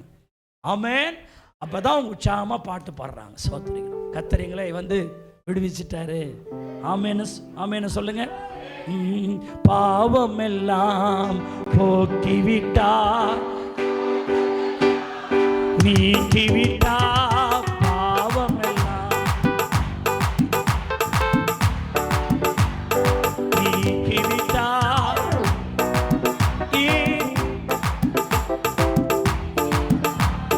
வாழ்வதுதான் என் வாழ்வி நோக்கமெல்லாம் இயேசுவுக்காய். சர்வ வல்லவர் என் சொந்தமா. Glory. சாவை வென்றவர் என் ஜீவனானா. சர்வ வல்லவர். அல்லேலூயா. சர்வ வல்லவர். ஆமென். சந்தோஷமும் சமாதானமும் என்னுள்ளத்தில் பொங்குதம்மா. ஓ, சமாதானமும் என்னுள்ளத்தில் பொங்குதம்மா. பாவமெல்லாம் போக்கிவிட்டா, பயங்களெல்லாம் நீக்கிவிட்டா. பாவமெல்லாம் glory, பயங்களெல்லாம் நீக்கிவிட்டா. சர்வ வல்லவர் என் சொந்தமானா. சாவை வென்றவர் என் ஜீவனானா. சர்வ வல்லவர் என் சொந்தமானா. சாவை வென்றவர் என் ஜீவனானா. ஹல்லேலூயா. அப்போ எதுக்கு ஞானஸ்தானம்? அது தேவனுடைய கட்டளை.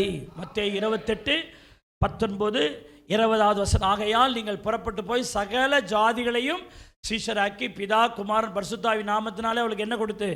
ஞானசாரம் கொடுத்து. அடுத்த வசனம் என்ன போட்டிருக்குது? சோத்திருக்கிறேன், நான் உங்களுக்கு கட்டளையிட்ட யாவையும் அவர்கள் கை கொள்ளும்படி அவளுக்கு. அப்போ அது இட் இஸ் ஆர்டர். இயேசுடைய ஆர்டர் என்ன? பிதா குமாரன் பரிசுத்தாவின் நாமத்தில் என்ன எடுக்கணும்? அந்த கட்டளை. ஆகவே எடுத்து தான் ஆகணும். ஆமென் என்ன சொல்லுங்க. அதான் 2ஆம் நாள் பிரயாணத்தினுடைய அர்த்தம். ஞானஸ்தானம் என்றால் என்ன?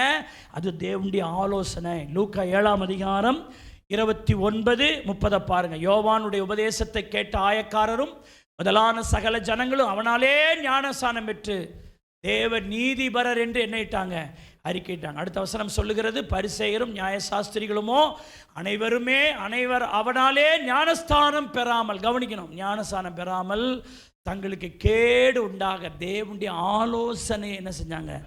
இப்போ ஞானஸ்தானத்தை ஒருத்தவன் தள்ளுறான்னா அது தேவனுடைய ஆலோசனை அவன் தள்ளுறான் அப்படின்னு அர்த்தம். ஆமென் என்ன சொல்லுங்க. அப்போ ஆலோசனை இல்லாத இடத்தில் ஜனங்கள் விழுந்து போவார்கள் என்பதை நீங்கள் கவனிக்கணும். இந்த ஞானஸ்தானம் என்பது உடன்படிக்கை, டு கன்வெனன்ட் வித் ஜீசஸ். இயேசுவோடு நான் என்ன பண்ணுறேன்? உடன்படிக்கை பண்ணுறேன். 1 பேதுரு 3:21 சொல்லுது, ஞானஸ்தானமானது தேவனை பற்றும் நல் மனசாட்சியின் உடன்படிக்கையாக இருக்கிறது.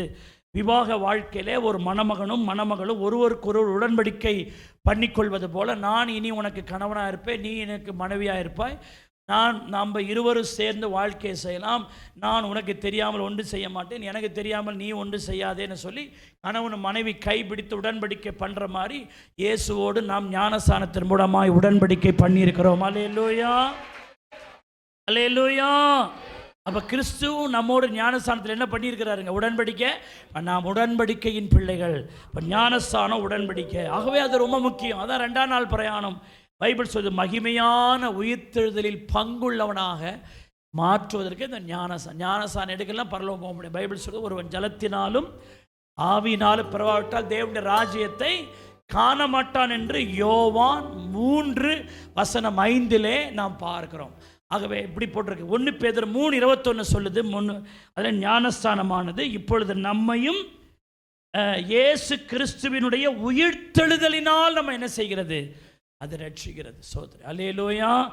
ஞானஸ்தானம் தான் அந்த உயிர்த்தெழுதலிலே நமக்கு பங்குள்ளவளாக மாற்றுகிறது. ஆமென்னு சொல்லுங்க. அல்லேலூயா. அப்போஸ்தலர் 22:16 சொல்லுது, இப்பொழுது நீ தாமதிக்கிறது என்ன டிலே பண்ணிட்டு இருக்கிற? நீ எழுந்து ஞானஸ்தானம் பெற்று உன் பாவங்கள் போக்க என்னப்படு. சில ஆட்கள்லாம் நான் இன்னைக்கு எடுத்துறேன் நாளைக்கு எடுத்துறேன் ஞானஸ்தானத்தை தள்ளி போட்டுக்கிட்டே இருக்கிறாங்க. ஒருவேளை இந்த செய்தியை கேட்டுக்கொண்டிருக்கிற தேவனுடைய பிள்ளையே, கிறிஸ்துவன்னு பேர் வச்சுக்கிட்டு இன்னும் பிதா குமாரன் பரிசுத்தாவி நாமத்தில் முழுகி ஞானஸ்தானம் எடுக்கலன்னா நீ செய்யும் ஆராதனை ஆண்டவருக்கு பிரியமானதா இராது. தெளிப்பு ஞானஸ்தானம் பைபிள்ல இல்ல, குழந்தை ஞானஸ்தானம் பைபிள்ல இல்ல. விசுவாசித்து ஞானஸ்தானம் எடுக்கணும்னு போட்டிருக்கு. ஒரு குழந்தை விசுவாசிக்க முடியுமா? பாவங்களை அறிக்கையிட்டு ஞானஸ்தானம்னு போட்டிருக்கு. ஒரு குழந்தை பாவத்தை அறிக்கை பண்ண முடியுமா? மனம் திரும்பி ஞானஸ்தானம் எடுக்கணும்னு போட்டிருக்கிறது. ஒரு குழந்தைக்கு மனம் திரும்புதெல்லாம் என்னன்னு தெரியுமா? ஆகவே வேதத்தில் சொல்லாத எடுத்திருக்கிற அந்த ஞானஸ்தானம் இட்ஸ் நாட் அக்செப்டபிள். அதை ஏற்புடையது அல்ல. தாமதிக்க கூடாது. இன்னைக்கு எடுக்கிற நாளைக்கு எடுக்கிறேன்னு நீ தாமதிக்கிறது என்ன? டிலே ஒபீடியன்ஸ் மீன் டிஸ்ஒபீடியன்ஸ். பிந்தி கீழ்ப்படிவதும் கீழ்ப்படியாமையே. எடுக்கிறேன் காலம் தாழ்த்திக்கிட்டே இருப்பாயானால் அது கீழ்ப்படியாமை என்ற நிலைக்கு வரும். எனக்கு ஒரு அம்மாவை தெரியும். நான் ஒரு நாள் ஒரு தாயாரை பார்த்து, நீங்கள் ரொம்ப நாளாக சர்ச்சுக்கு வந்துட்டு இருக்கீங்க, நீங்கள் ஞானஸ்தானம் எடுத்துருங்க, ஆண்டவர் உங்கள்கிட்ட சொல்கிறாரு அப்படின்னு நான் சொல்கிறேன். அந்த அம்மா சொல்லுது, நான் அடுத்த வாரம் எடுத்துக்கிறேன் பாஸ்டர்ன்ட்டு போயிடுச்சு. அடுத்த வாரம் எடுத்துக்கிறேன்னு அந்த அம்மா போச்சு. ஆனால் போன வாரம் அடுத்த வாரத்துக்கு இடையிலேயே அந்த அம்மாவுக்கு திடீர்னு ஒரு உடம்பு சரியாமல் போய், அந்த உடம்பு சரியாமல் ஆகி அடுத்த ஞாயிற்றுக்கிழமை வரதுக்குள்ளே அவருடைய ஜீவனை என்ன செஞ்சிருச்சிங்க? போயிடுச்சு. சோத்திரம். சந்தர்ப்பம் போய்விட்டது. வாய்ப்பை இழந்து விட்டார்கள். சோத்தரிக்கிறோம். நம்முடைய ஜீவன் நம்முடைய கையில் அல்ல. இன்றே ரட்சண்ய நாள், இன்றே அனுக்கிரக நாள். காலம் கடத்தக்கூடாது, தாமதிக்க கூடாது. நீ தாமதிக்கிறது என்ன? ஞானஸ்தானம் பெற்று உன் பாவங்களை போக்க என்ன செய்யப்படு? கழுவப்படு. இந்த நாட்கள் முழுக்க ஞானஸ்தானம் எடுத்திருப்பாங்க. பரிசுத்தாவின் அபிஷேகத்தை பெறாத ஒருவர், அவர் குரு என்ற பெயரில் இருக்கலாம், அல்லது ஐயர் என்ற பெயரில் இருக்கலாம், யாரா வேணாலும் இருக்கலாம், அது ஒரு பாஸ்டர் என்ற பெயரில் கூட இருக்கலாம். பரிசுத்தாவின் அபிஷேகத்தை பெறாத ஒரு போதகன் ஒருவருக்கு ஞானஸ்தானம் கொடுப்பது பைபிள் படி அது நல்ல அனுபவம் இல்லை. யோவான் சானகன் ஜனங்களுக்கு என்ன கொடுத்தான்? அந்த யோவான் சானுடைய அனுபவம் என்ன? அவன் தாயின் வயிற்றில் இருக்கும்போதே பரிசுத்த ஆவியிலே நிறைந்தவனாய் இருந்தான். அப்போ ஞானஸ்தானம் கொடுக்கிற ஒரு நபர் அபிஷேகம் பெற்றவராய் இருக்கணும். அபிஷேகம் பெற்றவனிடத்தில் நீங்கள் ஞானஸ்தானம் எடுத்துக்கணும். ஒருவேளை நான் முழுக்க ஞானஸ்தானம் தான் பாஸ்டர் எடுத்தேன், ஆனால் எனக்கு கொடுத்தவர் பரிசுத்தாவின் அபிஷேகத்தை பெற்றவரான்னு செக் அவுட் பண்ணணும். அப்படி செக் அவுட் பண்ணாத மறுபடியும் கன்சிடர் பண்ண வேண்டும். சோத்திருக்கிறோம். ஏனென்றால் பரிசுத்தாவின் அபிஷேகத்தை பெற்றவர்கள் தான் என்ன கொடுக்க முடியும்? ஞானஸ்தானம் கொடுக்க முடியும். அது மாத்திரம் அல்ல, சீஷர்கள் இயேசுவுக்கு அப்புறம் ஞானஸ்தானம் கொடுத்தாங்க. அப்போ சீஷர்கள் எல்லாரையும் கர்த்தர் என்ன சொன்னார்? உன்னதத்திலிருந்து வருகிற பலனால் தரிப்பிக்கப்படும் வரை எவனும் யாரை எதை விட்டு போயிடக்கூடாது? எருசலேமை விட்டு போய் அங்கே ஊழியம் செய்கிறேன் இங்கே ஊழியம் செய்கிறேன்னு போகக்கூடாது. முதல்ல ஆண்டவர் முன்னாடி சொல்லிட்டார், பிதா குமாரன் பரிசுத்தாவின் நாமத்தில் அவருக்கு என்ன கொடுங்க? ஞானஸ்தானம் கொடுங்கன்னு அவர் சொன்னாலும் பெந்தேக்கோஸ்தே அனுபவத்துக்கு பிறகுதான் சோத்தரிக்கிறோம் அவர்கள் ஞானஸ்தானமே ஜனங்களுக்கு கொடுத்தாங்க. அப்போ ஞானஸ்தானம் கொடுக்கிறவங்க அபிஷேகம் பெற்றிருக்கணும் என்பதை சத்தியத்தை நீங்கள் புரிந்து கொள்ள வேண்டும். ஆகவே 2ஆம் நாள் பிரயாணம் என்பது எதை எடுத்த அனுபவம் நமக்கு இருக்க வேண்டும்? ஞானஸ்தானம். அந்த ஞானஸ்தானம் எடுத்தது மட்டும் இல்லை, அந்த ஞானஸ்தானத்தில் என்னென்ன உடன்படிக்கை பண்ணீங்களோ அதை காத்து கொள்ள வேண்டும். கைதட்டி கர்த்தரை ஸ்தோத்திரம் பண்ணுங்க. 3ஆம் நாள் நம்முடைய வாழ்க்கையில் என்னன்னா, அப்போஸ்தலர் 2ஆம் அதிகாரம் 1-4 வரை வாசிக்கிறேன். இந்த 3ஆம் நாள் பெந்தேக்கோஸ்தே என்னும் நாள் வந்தபோது, நாள் என்ற வார்த்தையெல்லாம் நீங்கள் கவனிக்கணும். அதான் முதல் நாள் பிரயாணம், 2ஆம் நாள் பிரயாணம், இது 3ஆம் நாள் பிரயாணம். பெந்தேக்கோஸ்தே என்னும் நாள் வந்தபோது. ஆகவே ஒவ்வொருடைய கிறிஸ்தவனுடைய வாழ்க்கையில் இந்த பெந்தேக்கோஸ்தே என்னும் நாள் வர வேண்டும். இந்த நாளை நீங்கள் கடந்து போக வேண்டும். பெந்தேக்கோஸ்தே என்னும் நாள் வந்தபோது அவர்கள் எல்லாரும் ஒருமனப்பட்டு ஓரிடத்தில் கூடி வந்தார்கள். அடுத்த வசனம், அப்பொழுது பலத்த காற்று அடிக்கிற முழக்கம் போல வானத்திலிருந்து ஒரு முழக்கம் உண்டாகி அவர்கள் உட்கார்ந்த வீடு முழுவதும் என்ன செய்தது? நிரப்பிற்று. அல்லாமலும் அக்கினிமயமான நாவுகள் போல பிரிந்திருக்கும் நாவுகள் அவர்கள் ஒவ்வொருவருக்கும் காணப்பட்டு அவர்கள் ஒவ்வொரு மேலும் வந்து என்ன செய்தது?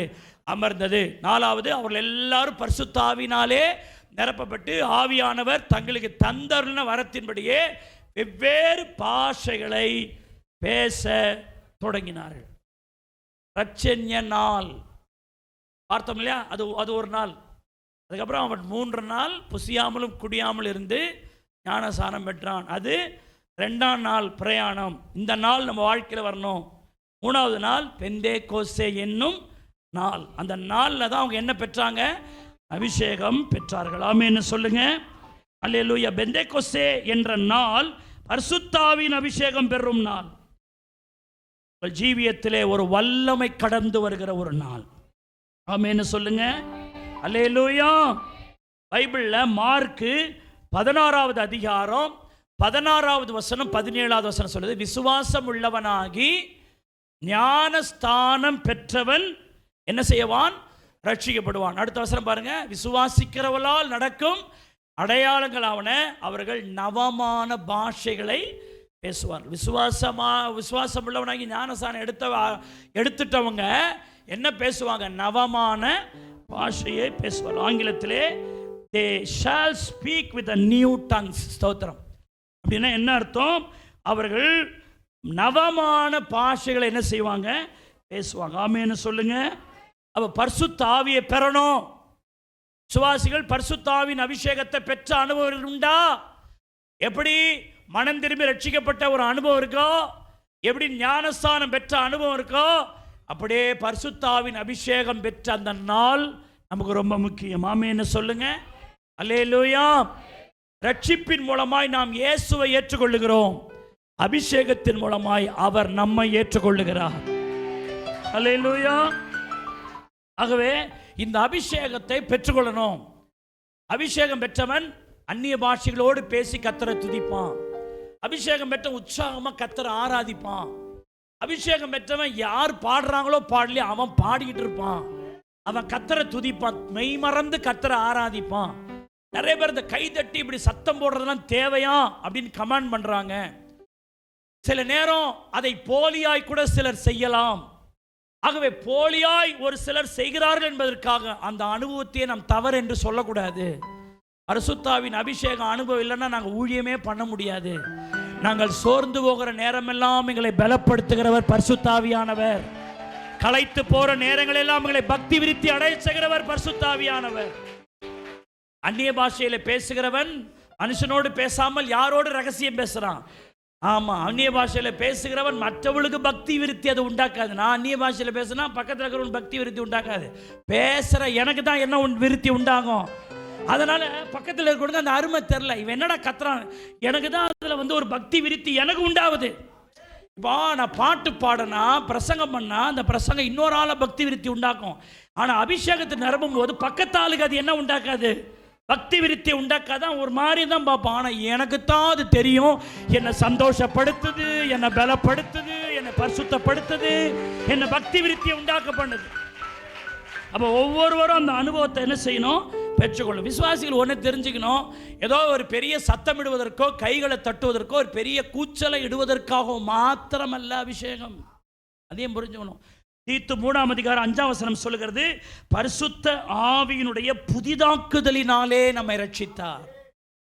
பரிசுத்த ஆவியானவர் நமக்குள்ள வந்ததே நமக்குள்ள ஒரு புதிதாக்குதலை உண்டாக்குவதற்கு தான். அல்லேலூயா. பாவ கிரியைகளிலே வெளிப்பாடு சோத்திருக்கிறோம். இந்த பாவம் சில ரட்சிக்கப்பட்ட பிறகு பாவம் கிரியைகளில் வெளிப்படாட்டாலும் பாவத்தோடு நம்முடைய இருதயத்தில் ஒரு போராட்டம் நடக்கலாம். அது நமக்கும் இயேசுனாருக்கு மட்டும்தான் தெரியும். வெளியே பார்த்து பைபிள் எடுத்துகிட்டு வருவோம், சோத்திரம் பிரைஸ் தி லார்ட் அல்லேலூயா சோத்திரம் அப்படின்னு உள்ளே வருவீங்க. ஆனால் உங்கள் இருதயம் பாவ போராட்டம். சரி, ஒரு நாள் என்ன என்ன அப்படின்ற ஒரு போராட்டம் வரும். அதுக்கு தான் அப்பெல்லாம் இந்த பரிசுத்தாவின் யூஸ் பண்ணி அதை ஜெயிக்கணும். அல்லேலூயா. ரோமர் 15:15 சொல்லுது, புறஜாதியராகிய பலி பரிசுத்தத்தினாலே பரிசுத்த ஆவியினாலே பரிசுத்தமாக்கப்பட்டு, எல்லாம் சொல்லுங்க, பரிசுத்த ஆவியினாலே பரிசுத்தமாக்கப்பட்டு.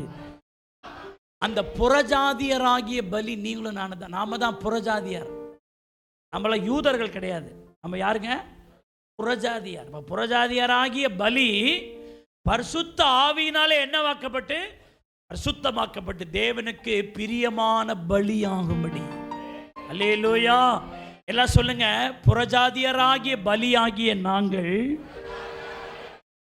தேவனுக்கு பிரியமான பலியாக வேண்டுமானால்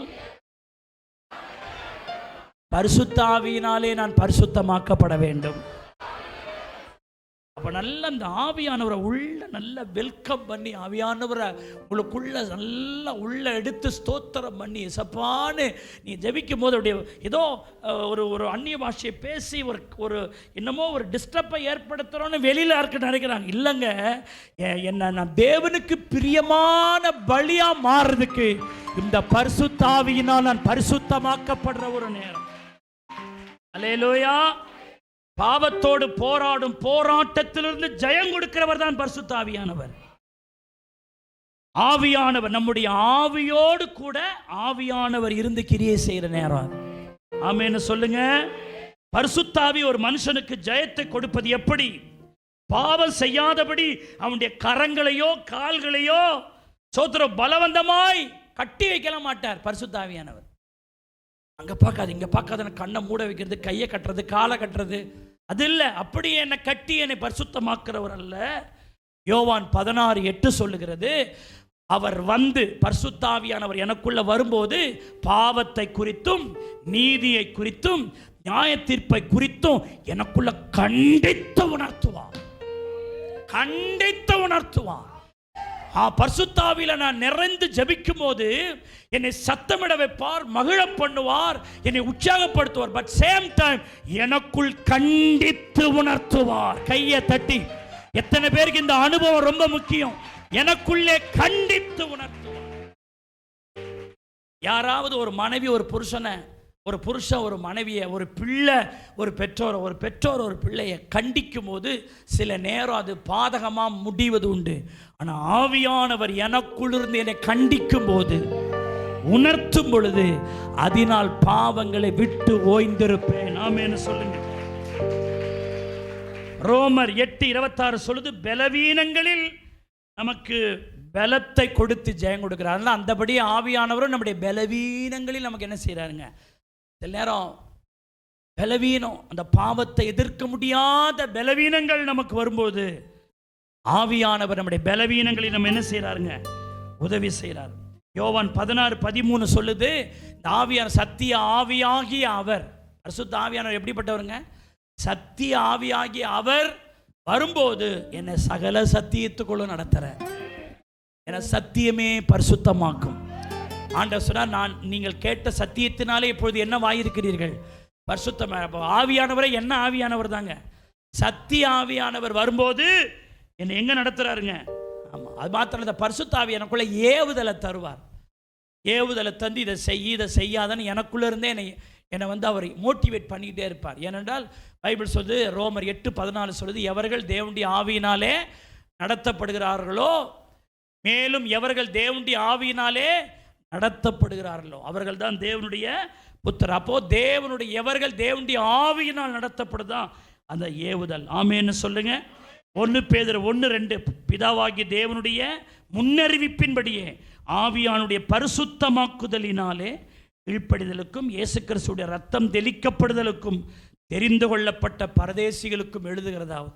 அப்போ பாருங்க, ஆவியானவரின் பரிசுத்தமாகுதலினாலே கீழ்ப்படிதலுக்கும் ரத்தம் தெளிக்கப்படுதலுக்கும் தெரிந்து கொள்ளப்பட்ட என்றெல்லாம் பைபிள் சொல்லுது.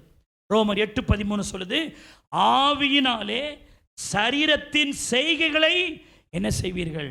அழித்தால் பிழைப்பீர்கள். அப்போ ஆவியானவரை கொண்டு என் சரீரங்களை பரிசுத்தத்துக்கு ஏதுவாக மாற்றும்படி செய்கிறார். ரோமர் 8:11 சொல்லுது, அன்றியும் இயேசுவை மரித்தோடு எழுப்பினவருடைய ஆவி உங்களில் வாசமாயிருந்தால், கிறிஸ்துவை மரித்தோர்ந்து எழுப்பினவர் உங்களில் வாசமாயிருக்கிற தம்முடைய ஆவியினாலே சாவுக்கு ஏதுவான உங்கள் சரீரங்களை என்ன செய்வார்? இதுப்பார். ஆமென்னு சொல்லுங்க. இந்த பரிசுத்த ஆவி எவ்வளோ முக்கியம்னு பாருங்க. நான் ஒரே ஒரு கான்செப்டில் தான் பேசுகிறேன். ஸ்தோத்திரம். பரிசுத்த ஆவியான நமக்குள்ளே வந்திருக்கிறது கை தட்டுறதுக்கும் அந்நிய பாஷைகளை பேசுறதுக்கு மகிழ்ச்சி பண்ணதுக்கு மட்டுமல்ல, புதிதாக்குகிறவர். ஆமென். ரோமர் 12:2 சொல்லுது, உங்கள் மனம் புதிதாகிறதுனாலே நீங்கள் மறுரூபமாகிறீர்கள். அல்லேலூயா. 2 கொரிந்தியர் 3:18 சொல்லுது, நாம் எல்லாரும் திறந்த முகமாய் கர்த்தருடைய மகிமையை கண்ணாடியிலே காண்கிறது போல கண்டு ஆவியாய் இருக்கிற கர்த்தராலே அந்த சாயலாகத்தானே மகிமையின் மேல் மகிமை அடைந்து என்ன ஆகிறோம்? மறுரூபம். அப்போ முதல் நாள் பிரயாணம் ரட்சிப்பு, 2ஆம் நாள் பிரயாணம் ஞானஸ்தானம், 3ஆம் நாள் பிரயாணம் என்னதுங்க? பரிசுத்த ஆவியின் அபிஷேகம். இதை தான் அவர் சொல்றார், மோசே சொல்றாரு, நாங்கள் 3 நாள் பிரயாண தூரமாய் போய் நாங்கள் என்ன செய்ய வேண்டும் கர்த்தருக்கு. ஆகவே இன்றைக்கு இன்னும் அந்த ரட்சிப்பில் சரியா இல்லாதவங்க ஒரு ரட்சிப்பாருங்க. ரட்சிப்பினுடைய மிக முக்கிய நோக்கம் என்ன? பாவ மன்னிப்பு நிச்சயத்தை பெற்றிருப்பது. பாவங்கள் உங்களை விட்டு நீக்கி இருக்கிறது, அதான் ரட்சிப்பு. பைபிள் சொல்லுகிறது மாத்திரமல்ல, ஞானஸ்தானம் ரட்சிக்கப்பட்டாச்சு, இன்னும் முழுக்க ஞானஸ்தானம் எடுத்துக்காம காலம் தாழ்த்தி கொண்டிருப்பாயனால் அந்த 2ஆம் நாள் பிரயாணம் நீங்கள் இன்னும் பண்ணாமல் இருக்கிறீர்கள். ஒருவேளை 2 நாள் பிரயாணம் போய் 3ஆம் நாள் பிரயாணத்துக்கு அடையாளமாக இருக்கிற பரிசுத்தாவின் அபிஷேகத்தை இன்னும் பெறாமல் இருப்பீங்கன்னா, தேவ பிள்ளையே, வாஞ்சியோடு தாகத்தோடு அதை நீங்கள் கேட்டு பெற்றுக்கொள்ளும். நிறைய பேர் பாருங்க, உற்சாகமாக கை தட்டுங்க, நல்ல கத்தரை துதிச்சு பாடுங்கன்னு சில வாலி பிள்ளைகளை ஏன் மோட்டிவேட் பண்ணால், அவன் பரிசுத்தாவியை இன்னும் பெறவே இல்லை. அவன் ஞானஸ்தானம் எடுத்த அனுபவத்தோடு இருக்கிறான், அவன் மனம் திரும்பிட்டான், ஞானஸ்தானம் எடுத்துட்டான், இன்னும் என்ன அபிஷேகம் பெறல. நம்ம சபையில் இன்னும் பரிசுத்தாவின் அபிஷேகத்தை பெறாத வாலிபலருக்கு, தம்பி, ஆண்டவர் இன்றைக்கு வருவாரானால் நீ அவரை சந்திக்க முடியுமான்னு பாரு. ஏனென்றால் கர்த்தர் சொல்லியிருக்கிறார், ஜலத்தினால் பிறந்தால் மட்டும் போதாது, எதிலையும் பிறக்கணும், நீ ஆவினால். நாங்கள் ஊழியர்களாகி நாங்கள் தண்ணீரினால் உங்களுக்கு ஞானஸ்தானம் கொடுக்கிறோம், இயேசு உங்களை பரிசுத்த ஆவியினால் உங்களுக்கு ஞானஸ்தானம் கொடுக்கிறவர். அல்லேலூயா. பாஸ்டராகிய நாங்கள் தண்ணீர்னால ஞானஸ்தானம் கொடுக்கிற அந்த கிருபை எங்களுக்கு கொடுத்துருக்கிறாரு. ஆனால் இயேசு தான் உங்களை பரிசுத்த ஆவிக்குள்ள ஞானஸ்தானம் கொடுக்கணும்.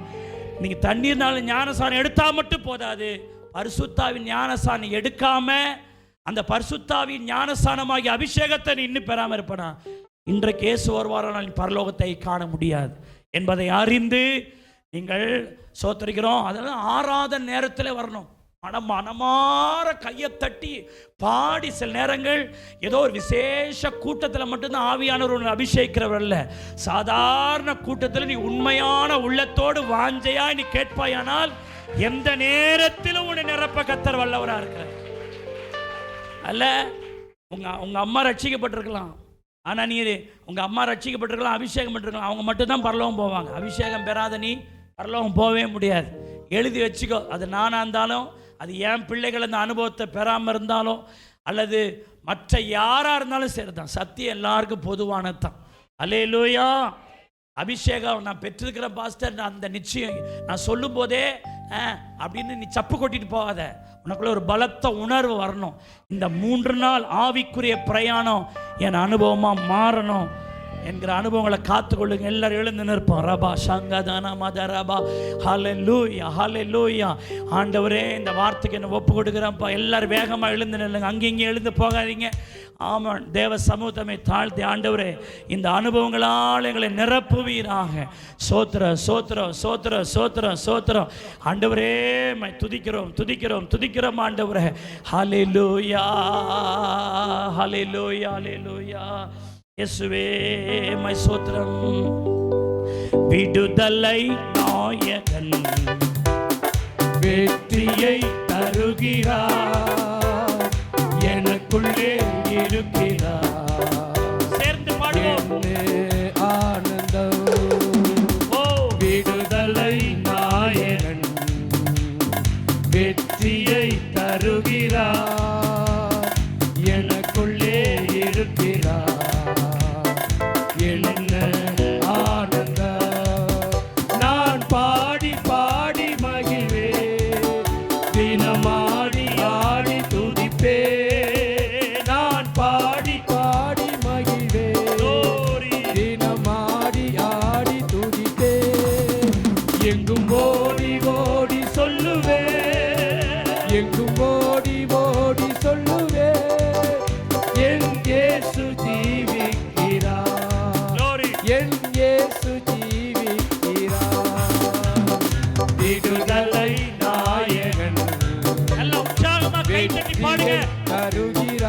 சத்தத்தை உயர்த்தி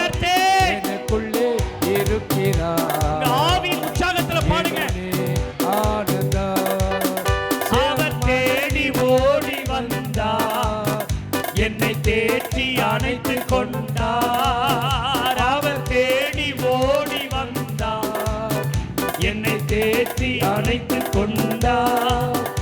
என் பாவம் அனைத்து மன்னித்தார். என் பாவம் அனைத்து மன்னித்தார். புது மனிதனாக மாற்றினார். புது மனிதனாக மாற்றினார். விடுதலை நாயகன் glory glory glory வெற்றியை தருகிறார். எனக்குள்ளே இருக்கிறார். என்ன ஆனந்தம், என்ன ஆனந்தம். விடுதலை நாயகன், விடுதலை நாயகன் வெற்றியை தருகிறார். எனக்குள்ளே இருக்கிறார். என்ன ஆனந்தம். அவர் அன்பின் அபிஷேகத்தால் என்னை நிரப்பி நடத்துகின்றார். அவர் அன்பின் அபிஷேகத்தால் என்னை நிரப்பி நடத்துகின்றார். சாத்தானின் வலிமை வெல்ல, சாத்தானின் வலிமை வெல்ல அதிகாரம் எனக்கு தந்தார்.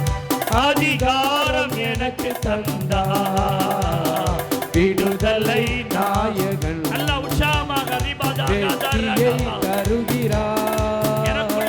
எனக்குள்ளே இருக்கிறார். என்ன ஆனந்தம், என்ன ஆனந்தம். செங்கடலை கடந்து செல்வே, யோர்தானை மிதித்து நடப்பே. செங்கடலை கடந்து செல்வே, யோர்தானை மிதித்து நடப்பே. எரிகோவை சுற்றி வருவே, எரிகோவை சுற்றி வருவே. காலம் ஊதி ஜெயிப்பே, காலம் ஊதி ஜெயிப்பே.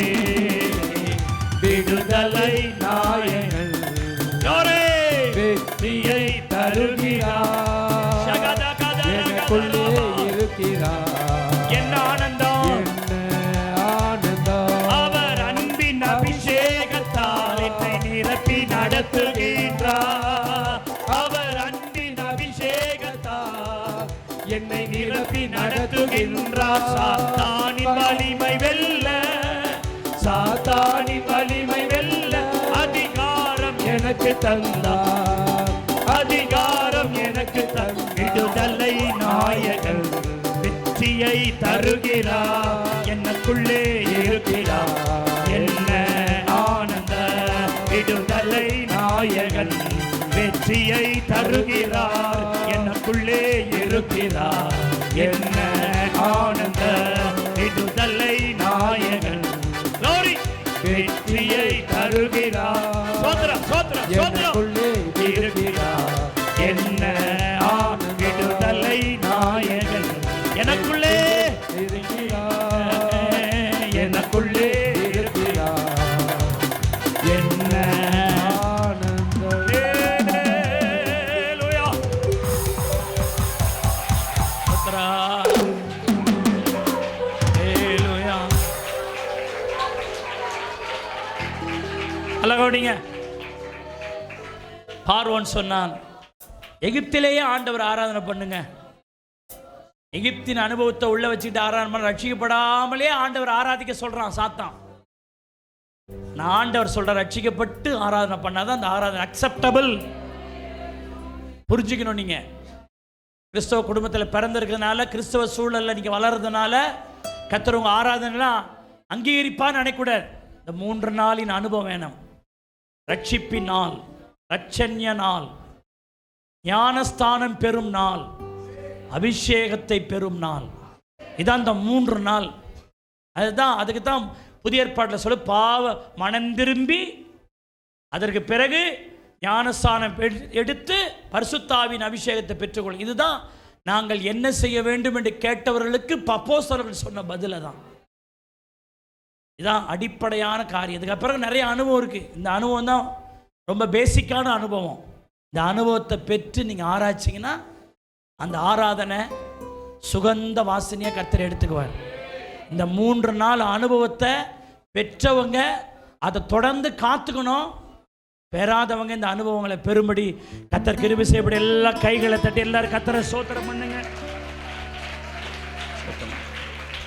ஜெபிப்போம். நேசிக்க நல்ல பிதாவே, நீ சொன்ன வார்த்தைகளை நம்முடைய பிள்ளைகளை சொல்லியிருக்கிறப்பா.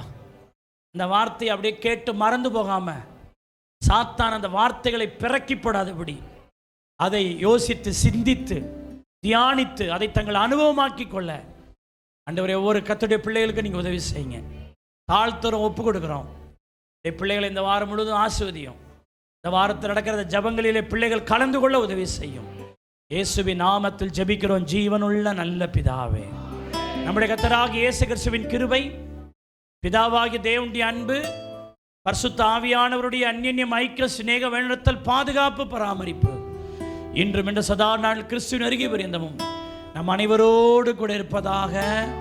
ஆமென். சத்தமாய் சொல்வோம், மாரநாதா. சத்தமா 3 முறை சொல்லுங்க, இயேசுவின் ரத்தம். ஒரே குரலா என்னோட கூட சேர்ந்து சொல்லுங்க, என் ஆத்துமாவே கர்த்தரை ஸ்தோத்திரி. முழுமை சின்ன பிள்ளைங்களும் சொல்லுங்க, என் ஆத்துமாவே கர்த்தரை ஸ்தோத்திரி. அவர் செய்த சகல உபகாரங்களையும் மறவாதே. அவர் என் அக்கிரமங்கள் எல்லாம் மன்னித்து என் நோய்களை எல்லாம் குணமாக்கி என் பிராணனை அழிவுக்கு விலக்கி மீட்டு கிருபையினாலும் இரக்கங்களினாலும் முடிசூட்டி நன்மையினால் என் வாயை திருப்தியாக்கி கழுகு சமானமாய் திரும்ப என் வயதை வாழ வயது போல் ஆக்கு. அல்லேலூயா, அல்லேலூயா, அல்லேலூயா. 3 நாளின் பிரயாணத்தினுடைய ஆவிக்குரிய அனுபவத்தை பெற்று அதை காத்து கர்த்தரை சேவிப்போம். கர்த்தர் நம்மை ஆஸ்வதிப்பாராக. ஆமென், ஆமென்.